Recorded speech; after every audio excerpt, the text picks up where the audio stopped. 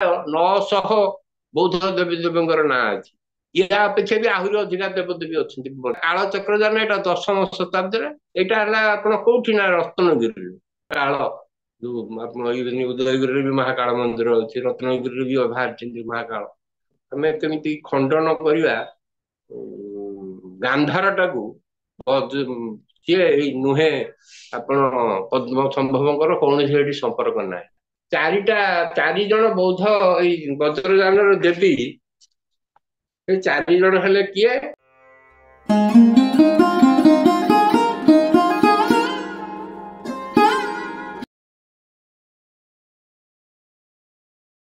ସମସ୍ତଙ୍କୁ ନମସ୍କାର।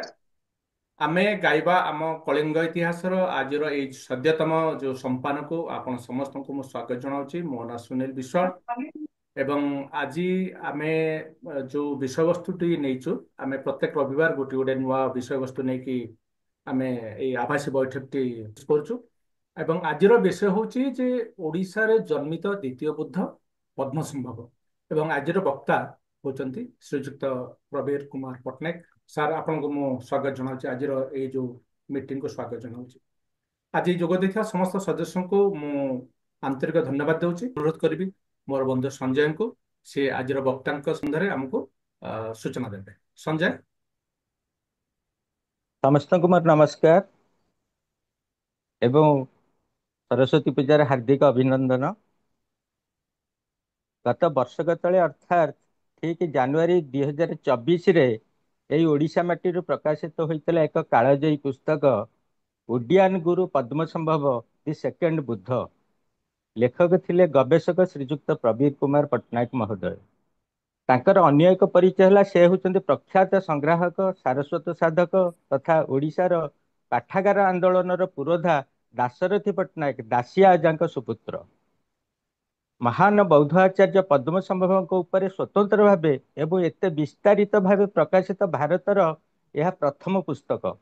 ଆଚାର୍ଯ୍ୟ ପଦ୍ମସମ୍ଭବଙ୍କୁ ଦ୍ୱିତୀୟ ବୁଦ୍ଧ ଭାବରେ ବିବେଚନା କରାଯାଏ। ତିବ୍ବତରେ ଅର୍ଥାତ୍ ଲାମା ଧର୍ମରେ ସେ ହିଁ ବୁଦ୍ଧ ଭାବେ ଉପାସିତ। ବଜ୍ରଯାନ ବୌଦ୍ଧର ଏହି ଗୁରୁ ଭାରତୀୟ ଥିଲେ ଏବଂ ଉଡିଆନରୁ ହିଁ ଯାଇଥିଲେ ବୋଲି ପ୍ରାମାଣିକ ତଥ୍ୟ ରହିଛି ଏବଂ ଏଥିରେ କୌଣସି ଦ୍ୱିମତ ନାହିଁ। ତେଣୁ ଆଚାର୍ଯ୍ୟ ପଦ୍ମସମ୍ଭବ ଉଡିଆନ ଗୁରୁ ଭାବରେ ବିଖ୍ୟାତ ଥିଲେ। ଆଚାର୍ଯ୍ୟ ପଦ୍ମସମ୍ଭବ ବୌଦ୍ଧ ଧର୍ମ ଜଗତରେ ବିଶ୍ୱବିଖ୍ୟାତ ହୋଇଥିଲେ ମଧ୍ୟ ଭାରତର ସାହିତ୍ୟ ଇତିହାସ କିମ୍ବା ବୁଦ୍ଧିଷ୍ଟ ସର୍କଲରେ ସେତେ ଜଣାଶୁଣା ନୁହନ୍ତି। ଉଡିଆନର ସ୍ଥିତି ନେଇ ବିଭିନ୍ନ ମତ ପ୍ରକାଶ ପାଇଥିଲେ ମଧ୍ୟ ଉଡିଆନ ଯେ ଓଡ଼ିଶା, ଏଥି ନେଇ ଐତିହାସିକ ମାନଙ୍କ ମଧ୍ୟରେ ଦୃଢ ମତ ପ୍ରକାଶ ପାଇଛି। ଏହି ଐତିହାସିକ ମାନଙ୍କ ମଧ୍ୟରେ ଆଗ ଧାଡିରେ ରହିଛନ୍ତି ଗବେଷକ ପ୍ରବୀର କୁମାର ପଟ୍ଟନାୟକ ମହୋଦୟ। ଏଥି ପୂର୍ବରୁ 2012 ମସିହାରେ କିଟ୍ ବିଶ୍ୱବିଦ୍ୟାଳୟ ପକ୍ଷରୁ ପ୍ରକାଶିତ ଏବଂ ଡକ୍ଟର ବିମଳେନ୍ଦୁ ମହାନ୍ତିଙ୍କ ସମ୍ପାଦିତ ପଦ୍ମସମ୍ଭବ ଅଫ ଓଡିଆନ ଓଡ଼ିଶା ପୁସ୍ତକରେ ମଧ୍ୟ ପ୍ରବୀର ବାବୁ ଏଥିନେଇ ଏକ ବିସ୍ତାରିତ ପ୍ରବନ୍ଧ ଲେଖିଥିଲେ। ନୟାଗଡ଼ର ଉଦୟପୁରରେ ଜନ୍ମିତ ଶ୍ରୀ ପଟ୍ଟନାୟକ ବହୁ ବର୍ଷ ILO ଇଣ୍ଟରନ୍ୟାସନାଲ ଲେବର ଅର୍ଗାନାଇଜେସନର ପରାମର୍ଶଦାତା ଭାବେ କାର୍ଯ୍ୟ କରିଛନ୍ତି। ଏସିଆ, ଆଫ୍ରିକା, ୟୁରୋପ, ଉତ୍ତର ଓ ଦକ୍ଷିଣ ଆମେରିକା ଆଦି ଦେଶରେ ବିଭିନ୍ନ ଇଣ୍ଟରନ୍ୟାସନାଲ ଫୋରମରେ ସେ ପ୍ରତିନିଧିତ୍ୱ ମଧ୍ୟ କରିଛନ୍ତି। ଜାତିସଂଘରେ କାମ କରିବା ସମୟରେ ସେ ବହୁ ଗବେଷଣାମୂଳକ ସନ୍ଦର୍ଭ ପ୍ରକାଶିତ କରିଛନ୍ତି। ବୌଦ୍ଧ ଧର୍ମ ରହିଥିବା ବହୁ ଦେଶ ଓ କୀର୍ତ୍ତିରାଜି ସ୍ଥଳ ସେ ପରିଦର୍ଶନ କରିଛନ୍ତି ଏବଂ ଆଚାର୍ଯ୍ୟ ପଦ୍ମସମ୍ଭବଙ୍କ ଉପରେ ଅନେକ ରିସର୍ଚ୍ଚ ପେପର ମଧ୍ୟ ପବ୍ଲିଶ କରିଛନ୍ତି। ସମ୍ପ୍ରତି ସେ ଭୁବନେଶ୍ୱରରେ ରହୁଛନ୍ତି। ପଦ୍ମସମ୍ଭବଙ୍କ ଉପରେ ଲିଖିତ ଏହି ପଟ୍ଟାବନ୍ଧାଇର ପୁସ୍ତକଟି ରଙ୍ଗୀନ ପୁସ୍ତକ। ମୋଟ 508 ପୃଷ୍ଠା ରହିଛି। ସାଇଜ ବହୁତ ବଡ଼, 19 ସେଣ୍ଟିମିଟରରେ 25 ସେଣ୍ଟିମିଟର ତାର ରହିଛି ସାଇଜ। 42ଟି ରଙ୍ଗୀନ ପୃଷ୍ଠା ରହିଥିଲା ବେଳେ 69ଟି ବ୍ଲାକ୍ ଆଣ୍ଡ ହ୍ୱାଇଟ ର ଫଟୋ ମଧ୍ୟ ରହିଛି। BK କ୍ଲାସିକ ପକ୍ଷରୁ ପ୍ରକାଶିତ ଏହି ପୁସ୍ତକଟି। ତେଣୁ ସେ ପୁସ୍ତକଟି ମୁଁ କଲେକ୍ଟ ବି ବହୁତ ଆଗରୁ କରିଥିଲି। ସାରଙ୍କର ଯୋଉ ପୁସ୍ତକଟି ପୂର୍ବରୁ ପ୍ରକାଶିତ ହୋଇଥିଲା କିଟ୍ ତରଫରୁ, ଡକ୍ଟର ବିମଳେନ୍ଦୁ ମହାନ୍ତି ସେଟା ସଞ୍ଜୟ, ସମ୍ପାଦିତ ସେଟା କରିଥିଲେ। ତମ ତମ ହଁ ତମ ମଝିରେ ଧରଲେ ଦେଖାଯିବ। ହଁ, ଠିକ। ସମ୍ପାଦିତ କରିଥିଲେ। ସେ ବହିଟି, ଏଇ ବହିଟି। ତେଣୁ ମୁଁ ସାରଙ୍କୁ ଅନୁରୋଧ କରିବି ସେ ତାଙ୍କର ବକ୍ତବ୍ୟ ଉପସ୍ଥାପନ କରିବେ। ସାର୍। ଶୁଭ ସନ୍ଧ୍ୟା। ମୁଁ ପଦ୍ମ ସଂଭବଙ୍କ ବିଷୟରେ କହିବା ପୂର୍ବରୁ ମୁଁ ଟିକେ ଚାହୁଁଛି କେମିତି ମୁଁ ପ୍ରଣୋଦିତ ହେଲି, କେମିତି ଆପଣ ମତେ କିଏ ଉତ୍ସାହିତ କଲା, କେମିତି ପଦ୍ମ ସମ୍ଭବ କଥାଟା ଆସିଲା ମୋ ପାଖକୁ। ଆପଣ କହିସାରିଛନ୍ତି ସଞ୍ଜୟ ବାବୁ ତାଙ୍କ ବକ୍ତବ୍ୟରେ, ମୁଁ ଇଣ୍ଟରନ୍ୟାସନାଲ ଲେବର ଅର୍ଗାନାଇଜେସନରେ ଏବଂ ଅନ୍ୟ କିଛି ସଂସ୍ଥାରେ କାମ କରୁଥିଲି। ମୁଁ ଯୋଉ ସଂସ୍ଥାରେ କାମ କରୁଥିଲି ମତେ ପ୍ରତି ମାସରେ ଥରେ ବ୍ୟାଙ୍କକ୍ ଆଉ କଲମ୍ବୋ ଯିବାକୁ ପଡୁଥିଲା।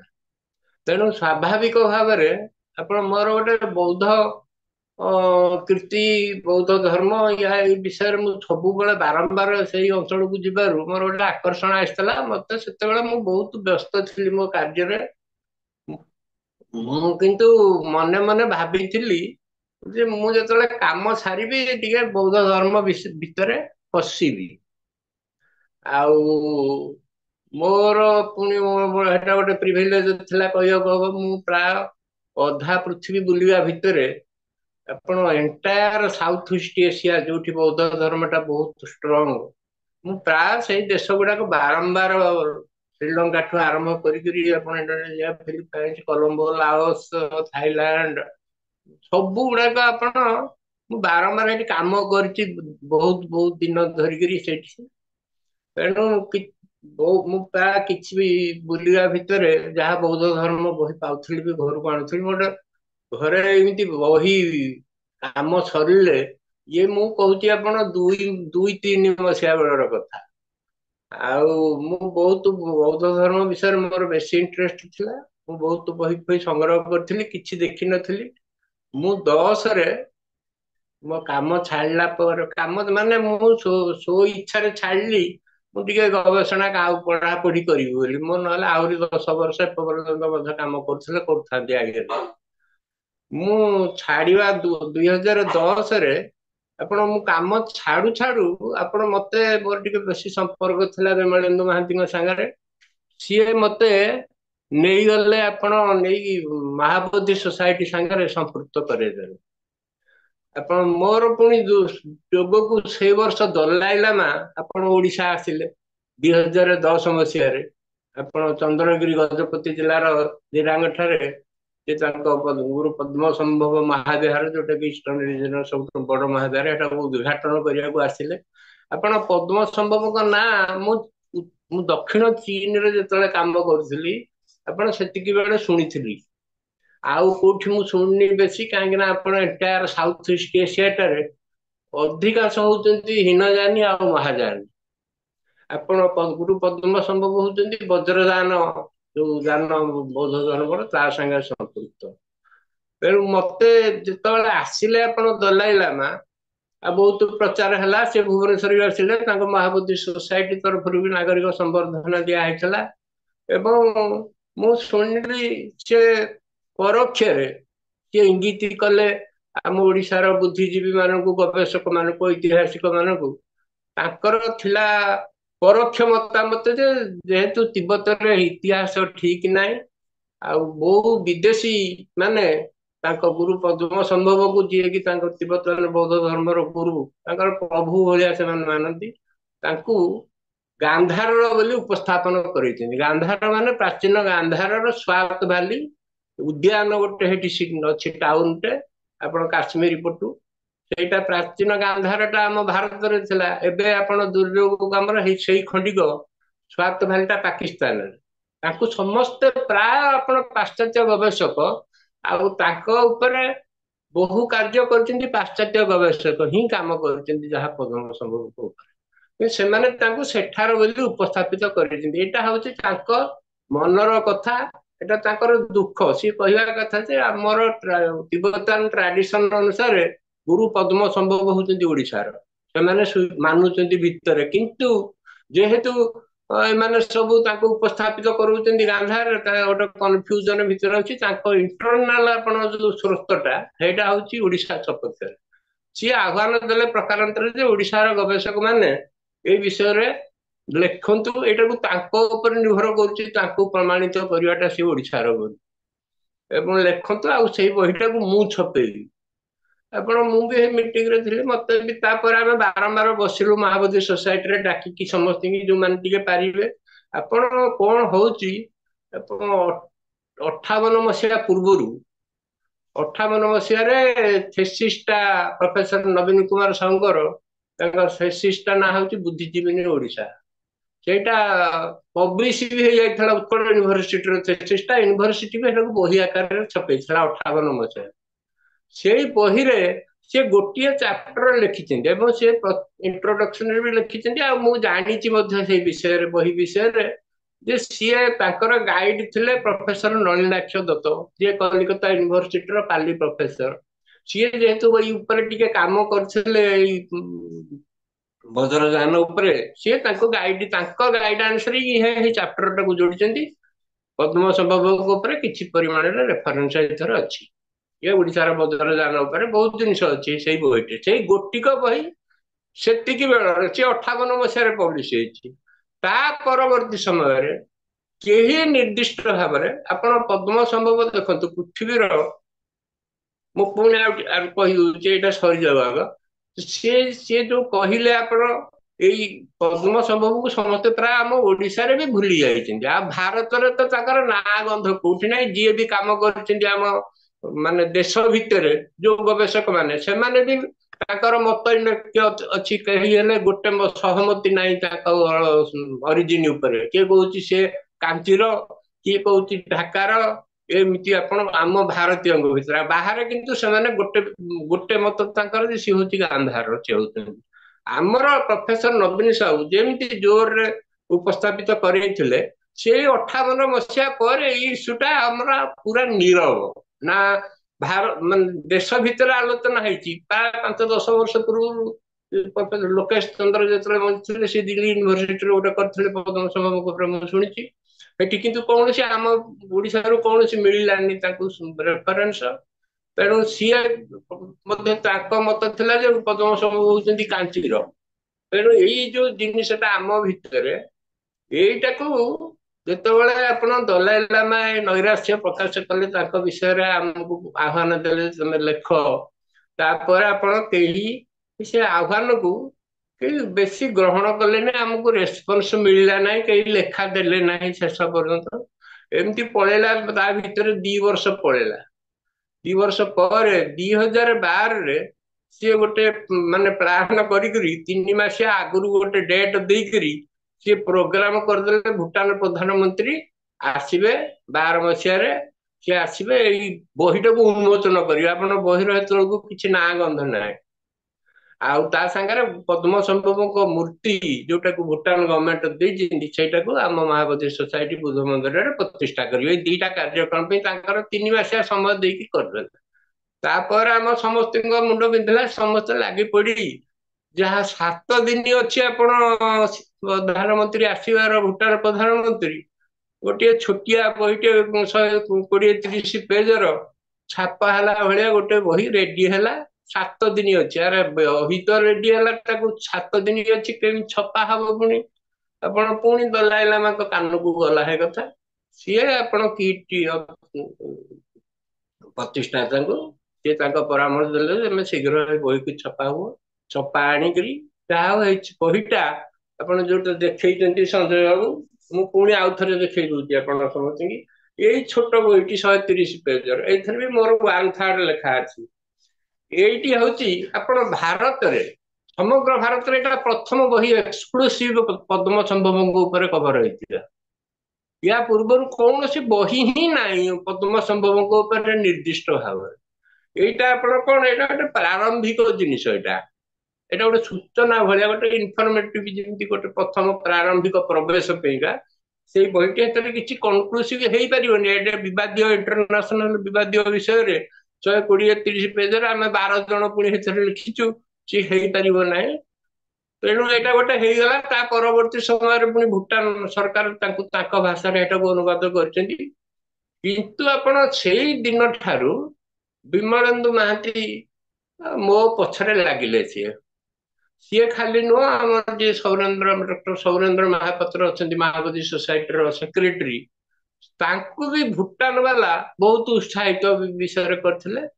ସିଏ ବି ମୋ ପିଛା ଲାଗିଲେ ଯେ ଆପଣ ଆଗକୁ ପାରିବେ। ଆପଣ, ମୁଁ 10 ମସିହାରୁ ମୁଁ ଆପଣ ଗୋଟେ 10 ପର୍ଯ୍ୟନ୍ତ ମୁଁ ଘରେ ବହୁତ ବହି ସଂଗ୍ରହ କରି ପକେଇଥିଲି। ଆପଣ ଖାଲି ବୁଦ୍ଧିଜୀବୀ ବହି ନୁହଁ, ମୁଁ ପଢିବି। ମୋର ଆଉ ଫୋକସ୍ଡ ହେଇଗଲା ଆପଣ ଏଣ୍ଟାୟାର ମୋର ପଢାଟା ଆଉ କିଛି ନାହିଁ, କେବଳ ବୁଦ୍ଧିଜୀବୀ ଉପରେ। 10 ରୁ 16 ପର୍ଯ୍ୟନ୍ତ ଗଲା, ମୁଁ ବି ଜାଣିଲି ଯେ ଏଇଟା ଗୋଟେ କଣ୍ଟ୍ରୋଭର୍ସିଆଲ ଜିନିଷ। ସେତିକି ସେଲ୍ଫ କନଫିଡେନ୍ସ ନ ଆସିଲା ପର୍ଯ୍ୟନ୍ତ ମୁଁ ଲେଖିବାଟା ଆପଣ ବଡ ମୁସ୍କିଲ। କାହିଁକି ନା ଯୋଉ ଯୋଉ ପଏଣ୍ଟରେ ସେମାନେ ତାଙ୍କୁ ଉପସ୍ଥାପିତ କରୁଛନ୍ତି ଗାନ୍ଧାରର, ଆଉ ସେଇ ସବୁକୁ ଭଲ ଭାବରେ ଆପଣ ଚ୍ୟାଲେଞ୍ଜ ଟାକୁ ମିଟ୍ କରିବାକୁ, ଇଣ୍ଟରନ୍ୟାସନାଲ ଚ୍ୟାଲେଞ୍ଜ ଏମିତି ପ୍ରସ୍ତୁତ ନହେଲେ ଲେଖି ହବନି। ମୋର 16 ପର୍ଯ୍ୟନ୍ତ ପଳେଇଲା, ମୁଁ ଲେଖିବି କି ନାହିଁ ମନ ସ୍ଥିର କଲି। ପ୍ରାୟ 50% କନଫିଡେନ୍ସ ଆସିଲା 16 ବେଳକୁ।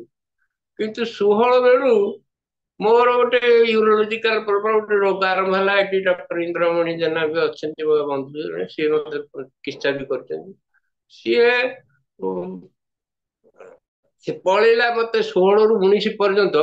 ମୁଁ ଆରମ୍ଭ କଲି ବହି କାମ 19 ବେଳକୁ। ମୁଁ ପ୍ରାୟ 60% ପାଖାପାଖି ମୁଁ 15ଟା ଚାପ୍ଟର ପ୍ରଥମେ କରିଥିଲି, ଯାଇକି 48ରେ ପହଞ୍ଚିଲା ଶେଷକୁ। 19 ବେଳକୁ ବହିଟି ଶେଷ, ମାନେ 70% ପାଖାପାଖି ହେଇଗଲା। 19ରେ ମୁଁ ସାଂଘାତିକ ଭାବରେ ରୋଗଗ୍ରସ୍ତ ହେଲି। ବହି ସାଙ୍ଗରେ ମୋର ଆଉ କିଛି ସମ୍ପର୍କ ନାହିଁ କି ପଢିବାର ନାହିଁ। 21 ଡିସେମ୍ବର ପର୍ଯ୍ୟନ୍ତ ମୁଁ କଲମ ଛୁଇଁନି କି ବହି ବି କୌଣସି ଦେଖିନି। ମୋ ମାନେ ମୋ ଦେହ ଖରାପ ହେଇଗଲା।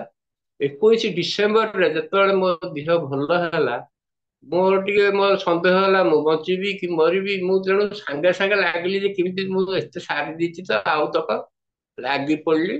ଆପଣ 21 ଡିସେମ୍ବରରୁ 23 ଅଗଷ୍ଟ ଭିତରେ ଆପଣ ବହିଟା ଆଉ ସରିଗଲା। ମାନେ ଆପଣ, ମୁଁ 100% ସାଟିସ୍ଫାଏଡ ନହେଲେ ବି 80-90% ସାଟିସ୍ଫାଏଡ ଯେ ମୁଁ ଯାହା ଯାହା ଆବଶ୍ୟକ ମାନେ ସହିତ ସବୁ ଜିନିଷ ସବୁ ଆଡକୁ କଭର କରିଛି, ମୁଁ ରଖିଛି। ବହି ବାହାରିଲା।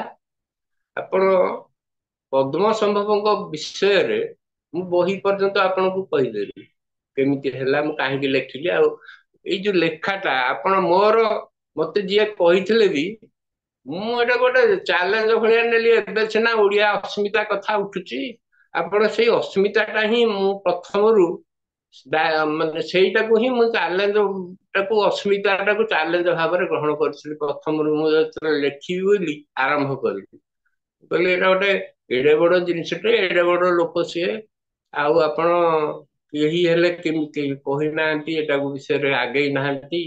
ଦୁଃଖ ଲାଗିଲା ମତେ। କଣ ହେଇଛି ଗୋଟେ ଚ୍ୟାଲେଞ୍ଜ ଭାବରେ ମୁଁ ଗ୍ରହଣ କଲି ଯେ ମୁଁ ଯେମିତି ହେଲେ ତାକୁ ଲେଖିବି। ବହି ଲେଖା ସରିଲା। ବହି ଲେଖା ସରିଲା ପରେ ଆପଣ, ମାନେ ମୁଁ ଭାବିଥିଲି ଯେ ବହି ଲେଖାଟା ସରିଗଲେ ବୋଧେ ମୋ କାମ ସରିଗଲା। ମୁଁ ଦେଖିଲି ଆପଣ, କାହିଁକି ବହି ଲେଖିବାଟା ଗୋଟେ ଜିନିଷ, ଏଇ ଜିନିଷକୁ କେହି, ଇଭିନ ମୁଁ ଯାଇକି ସମ୍ବଲପୁରରେ ବି ଆମେ ମଝିରେ ଯାଇଥିଲୁ ଗୋଟେ ମିଟିଂରେ, ସେଠି ବି ଲୋକ ଜାଣିନାହାନ୍ତି ପଦ୍ମସମ୍ଭବ କିଏ ବୋଲି। ଆମ ଓଡିଶାରେ ବହୁତ ଲୋକ ପଦ୍ମସମ୍ଭବ କିଏ ଜାଣି ନାହାନ୍ତି।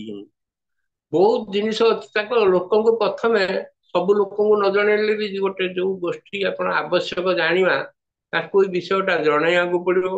ତାପରେ ଆପଣ, ମୁଁ ଆଉ ଗୋଟେ କଥା କହୁଛି ଆପଣଙ୍କୁ। ଆପଣ ବୌଦ୍ଧ ଧର୍ମଟା 3ଟା ଯାନ ମୁଖ୍ୟତଃ। ଆପଣ ହୀନଯାନ, ମହାଯାନ ଆଉ ବଜ୍ରଯାନ। ବଜ୍ରଯାନଟା ଆପଣ ମହାଯାନର ଉତ୍ପତ୍ତି ତାର, କିନ୍ତୁ ଏବେ ପୃଥିବୀରେ ଆଉ ଏଇ 3ଟା ସେପାରେଟ ଯାନ ଭଳିଆ ଏବେ ତାର ଉପସ୍ଥିତି ଅଛି ବର୍ତ୍ତମାନ ସ୍ଥିତିରେ। ତେଣୁ ଏଇ 3ଟା ଏକ ସ୍ୱତନ୍ତ୍ର। ଏଇ 3ଟା ଏକ ମାନେ କାହାର କାହା ସାଙ୍ଗରେ କମ କମ ରିଲେସନ ଅଛି। ଆଉ ସମସ୍ତଙ୍କ ରିଚୁଆଲ, ପ୍ରାକ୍ଟିସ, ଗ୍ରନ୍ଥ ପ୍ରାୟ ସବୁ ତଫାତ ପ୍ରଭେଦ ଅଛି ସମସ୍ତଙ୍କ ସାଙ୍ଗରେ। ଆପଣ 60 କୋଟି, ଏବଂ ପୃଥିବୀରେ ବର୍ତ୍ତମାନ ବୌଦ୍ଧ ଧର୍ମ ଅନୁଗାମୀଙ୍କ ସଂଖ୍ୟା ପ୍ରାୟ 60 କୋଟି। ଏଥିରୁ 40 କୋଟି ହଉଛନ୍ତି ହୀନଯାନୀ, ବାକି 10 କୋଟି ହଉଛନ୍ତି ମହାଯାନୀ, ଆଉ 10 କୋଟି ହଉଛନ୍ତି ବଜ୍ରଯାନୀ।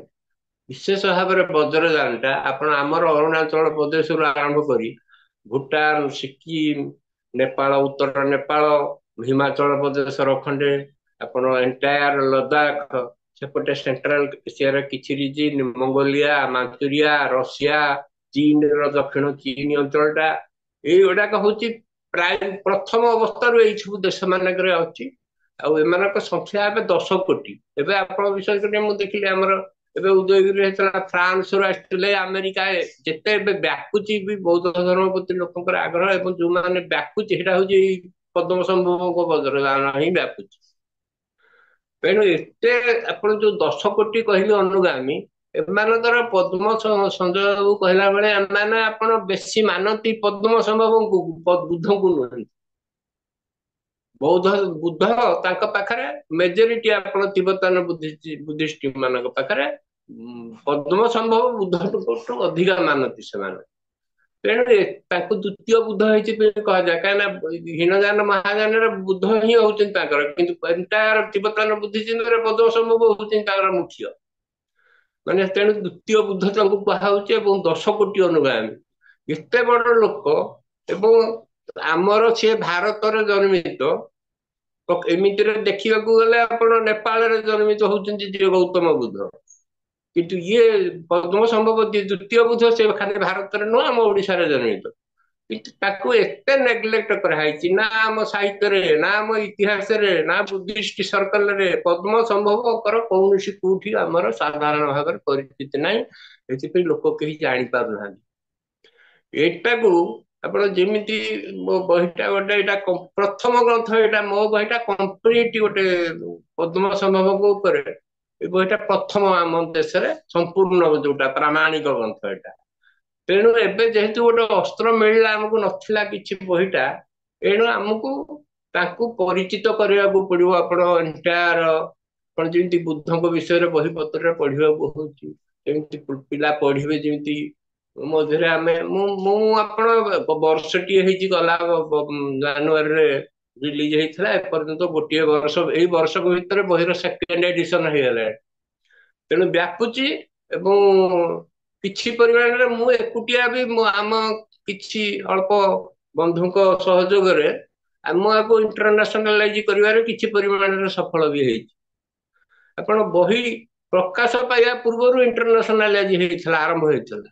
ଆପଣ ନବଗୁଞ୍ଜର ଅନୁଷ୍ଠାନ ତରଫରୁ ତାଙ୍କର ଯୋଉ ଏମିତି ଆପଣ ୱେବ ସେମିନାର ହୁଏ, ବହି ମୋର ପ୍ରକାଶ ପାଇନଥିଲା, ଜାନୁଆରୀରେ ବାହାରିଲା, ନଭେମ୍ବର ମାସରେ ବହି ପୂର୍ବରୁ ମଧ୍ୟ ତାଙ୍କ ଆଲୋଚନା ହେଇଥିଲା। ତାପରେ ମୁଁ କହିଲି, ମୁଁ ସବୁ କଥା ତ କହିବିନି, ସିମ୍ପଲ କଥା କିଛି କହିବି, ଏମିତି ସରିଥିଲା। ଏବେ ଆପଣ ଏଇଟା ମୁଁ ଛାଡି ଦଉଛି ଆମ ଓଡିଶାବାସୀଙ୍କ ଉପରେ, ତାଙ୍କର ଯେମିତି ପ୍ରଚାର ପ୍ରସାର ହବ, ଆମର ପଢା ହବ ବହି, ବିଭିନ୍ନ ସ୍ମୃତି ଜିନିଷ ତାଙ୍କ ଜନ୍ମସ୍ଥାନ ଇତ୍ୟାଦିରେ ହବ। ଆଉ ଏଇଟା ଏବେ ଆପଣ ଯିବି ମୁଁ ପଦ୍ମସମ୍ଭବଙ୍କ ଉପରେ କହିବା ଆରମ୍ଭ କରିବା। ତା ବ୍ୟାକଗ୍ରାଉଣ୍ଡ କହିଦେଲି। ପଦ୍ମସମ୍ଭବ, ଗୁରୁ ପଦ୍ମସମ୍ଭବ ହଉଛନ୍ତି ଅଷ୍ଟମ ଶତାବ୍ଦୀର ଲୋକ। ଅଷ୍ଟମ ଶତାବ୍ଦୀରେ ସିଏ, ଆପଣ ଯୋଉ ଗୋଟିଏ ପ୍ରୋବ୍ଲେମ ହଉଛି ପଦ୍ମସମ୍ଭବଙ୍କ ବିଷୟରେ ଯାହା ବି ମେଟେରିଆଲ, ମୁଁ ମୋ ବହି ପାଇଁକା ପ୍ରାୟ 700 ମେଟେରିଆଲ ମୁଁ ଡକୁମେଣ୍ଟ ବହି ସଂଗ୍ରହ କରିଛି ପୃଥିବୀ ଜାଗରୁ। ସବୁତକ ମୁଁ ଲେଖିନି, ବିବ୍ଲିଓଗ୍ରାଫିରେ ପ୍ରାୟ 300 ପାଖାପାଖି ମୁଁ ଦେଇଛି। ସବୁତକ ମୋ ପାଖରେ ଅଛି। ମୁଁ କୌଣସି ସେକେଣ୍ଡାରୀ ଇନଫରମେସନକୁ ମୋର ସେକେଣ୍ଡାରୀ ରେଫରେନ୍ସରେ ବିଶ୍ୱାସ ନାହିଁ। ମୁଁ ତେଣୁ ଯେତେ ବହି ରେଫର କରୁଛି ସବୁତକ ମୁଁ ମୂଳ କୌଣସି ମତେ ସଂଗ୍ରହ କରିକି ଆଣିକି ପାଖରେ ରଖିକି ତାପରେ ଲେଖିଛି, କାହିଁକିନା ମୁଁ ଜାଣିଛି ବହିଟା ଚ୍ୟାଲେଞ୍ଜ ହବ। ପ୍ରତି ଶବ୍ଦଟା ଏଥିରେ, ପ୍ରତି ଶବ୍ଦ, ପ୍ରତି ଲାଇନ, ଆପଣ ପ୍ରତି ସେଣ୍ଟେନ୍ସର ରେଫରେନ୍ସ ଅଛି। ଆଉ ମୁଁ ବର୍ଷେ 2 ବର୍ଷ ବି ତାକୁ ଲାଗିଲା, ମୁଁ ସ୍ପ୍ରେଡ କରିଛି ନ୍ୟାସନାଲ ଜର୍ନାଲରେ, ସବୁ ଯେମିତି ବ୍ୟାପିବ ପୃଥିବୀରେ, କୋଉଠୁ କଣ କମେଣ୍ଟସ ଆସିବ, ମୁଁ କିଛି ପାଇନି ଯୋଉଟା କି ମତେ ଉତ୍ସାହିତ କଲା ଲେଖିବାକୁ। ସେମିତି ପଦ୍ମସମ୍ଭବଙ୍କ ଉପରେ ଆପଣ ଯାହା ପାଇଛି, ମୁଁ ମଧ୍ୟ ବେଶୀ ଲିଟରେଚର ହଉଛି ଲିଜେଣ୍ଡାରୀ ଟାଇପ, ଆମର ଯେମିତି ପୁରାଣ ସବୁ ଏଠି ସେଇ ଟାଇପର, ଆଉ ତିବ୍ବତାନ ଲିଟରେଚର ସବୁ ଯାହା ମିଳୁଛି ତିବ୍ବତରେ, ସବୁ ତାଙ୍କର ଲିଜେଣ୍ଡାରୀ, ସବୁ ମାଇଥୋଲୋଜିକାଲ, ଯେମିତି ଆମ ପୁରାଣ ଯେମିତି, ଏମିତି ଲିଜେଣ୍ଡାରୀ, ତାଙ୍କ ବିଷୟରେ ଏମିତି ଉଡିଗଲା, ଏମିତି ହେଇଗଲା। ଆପଣ ସବୁ ଧର୍ମଗୁରୁ ମାନଙ୍କ ବିଷୟରେ ବହୁତ ଲିଜେଣ୍ଡ କୁହାଯାଏ, କିନ୍ତୁ ମୋର ଯେହେତୁ ପ୍ରଥମରୁ ଥିଲା, ମୁଁ ଯେତିକି ଲେଖିବି ଆପଣ ତାର ଯେମିତି ଆପଣ ବେଷ୍ଟ ଥିବ, ତାର ଏଭିଡେନ୍ସ ଥିବ, ହିଷ୍ଟୋରିକାଲ, ଆପଣ ଆର୍କିଓଲୋଜିକାଲ, ଏପିଗ୍ରାଫିକାଲ, ଲିଟରାରୀ, ସବୁ ଥିବ। ମୋ ଲିଜେଣ୍ଡ କୁ ମୁଁ ନେବି, ସେଟାକୁ ଇତିହାସର ପାଠ ଭଳିଆ ନେବି, ଯୋଉଠି ନିହାତି ଆବଶ୍ୟକ। ତେଣୁ ମୁଁ ବହୁତ କଷ୍ଟ ପାଇଛି ଏଇ ଜିନିଷ ତାଙ୍କର ସଂଗ୍ରହ କରିବାକୁ, କାହିଁକିନା ସବୁ ଲିଜେଣ୍ଡାରୀ ଟାଇପ। ଆପଣ ଦେଖନ୍ତୁ ତାଙ୍କର ଜନ୍ମ କଥା ପ୍ରଥମେ କହୁଛି। ଜନ୍ମ ହେଇଛନ୍ତି ଆପଣ ଦିଟା ଡେଟ, ମୁଁ ଏବେ ପାଇଛି ତାଙ୍କର ଦିଟା ଡେଟ, ଗୋଟେ 717 ଆଉ ଗୋଟେ 722, ଦିଟା ମସିହା ମିଳିଛି।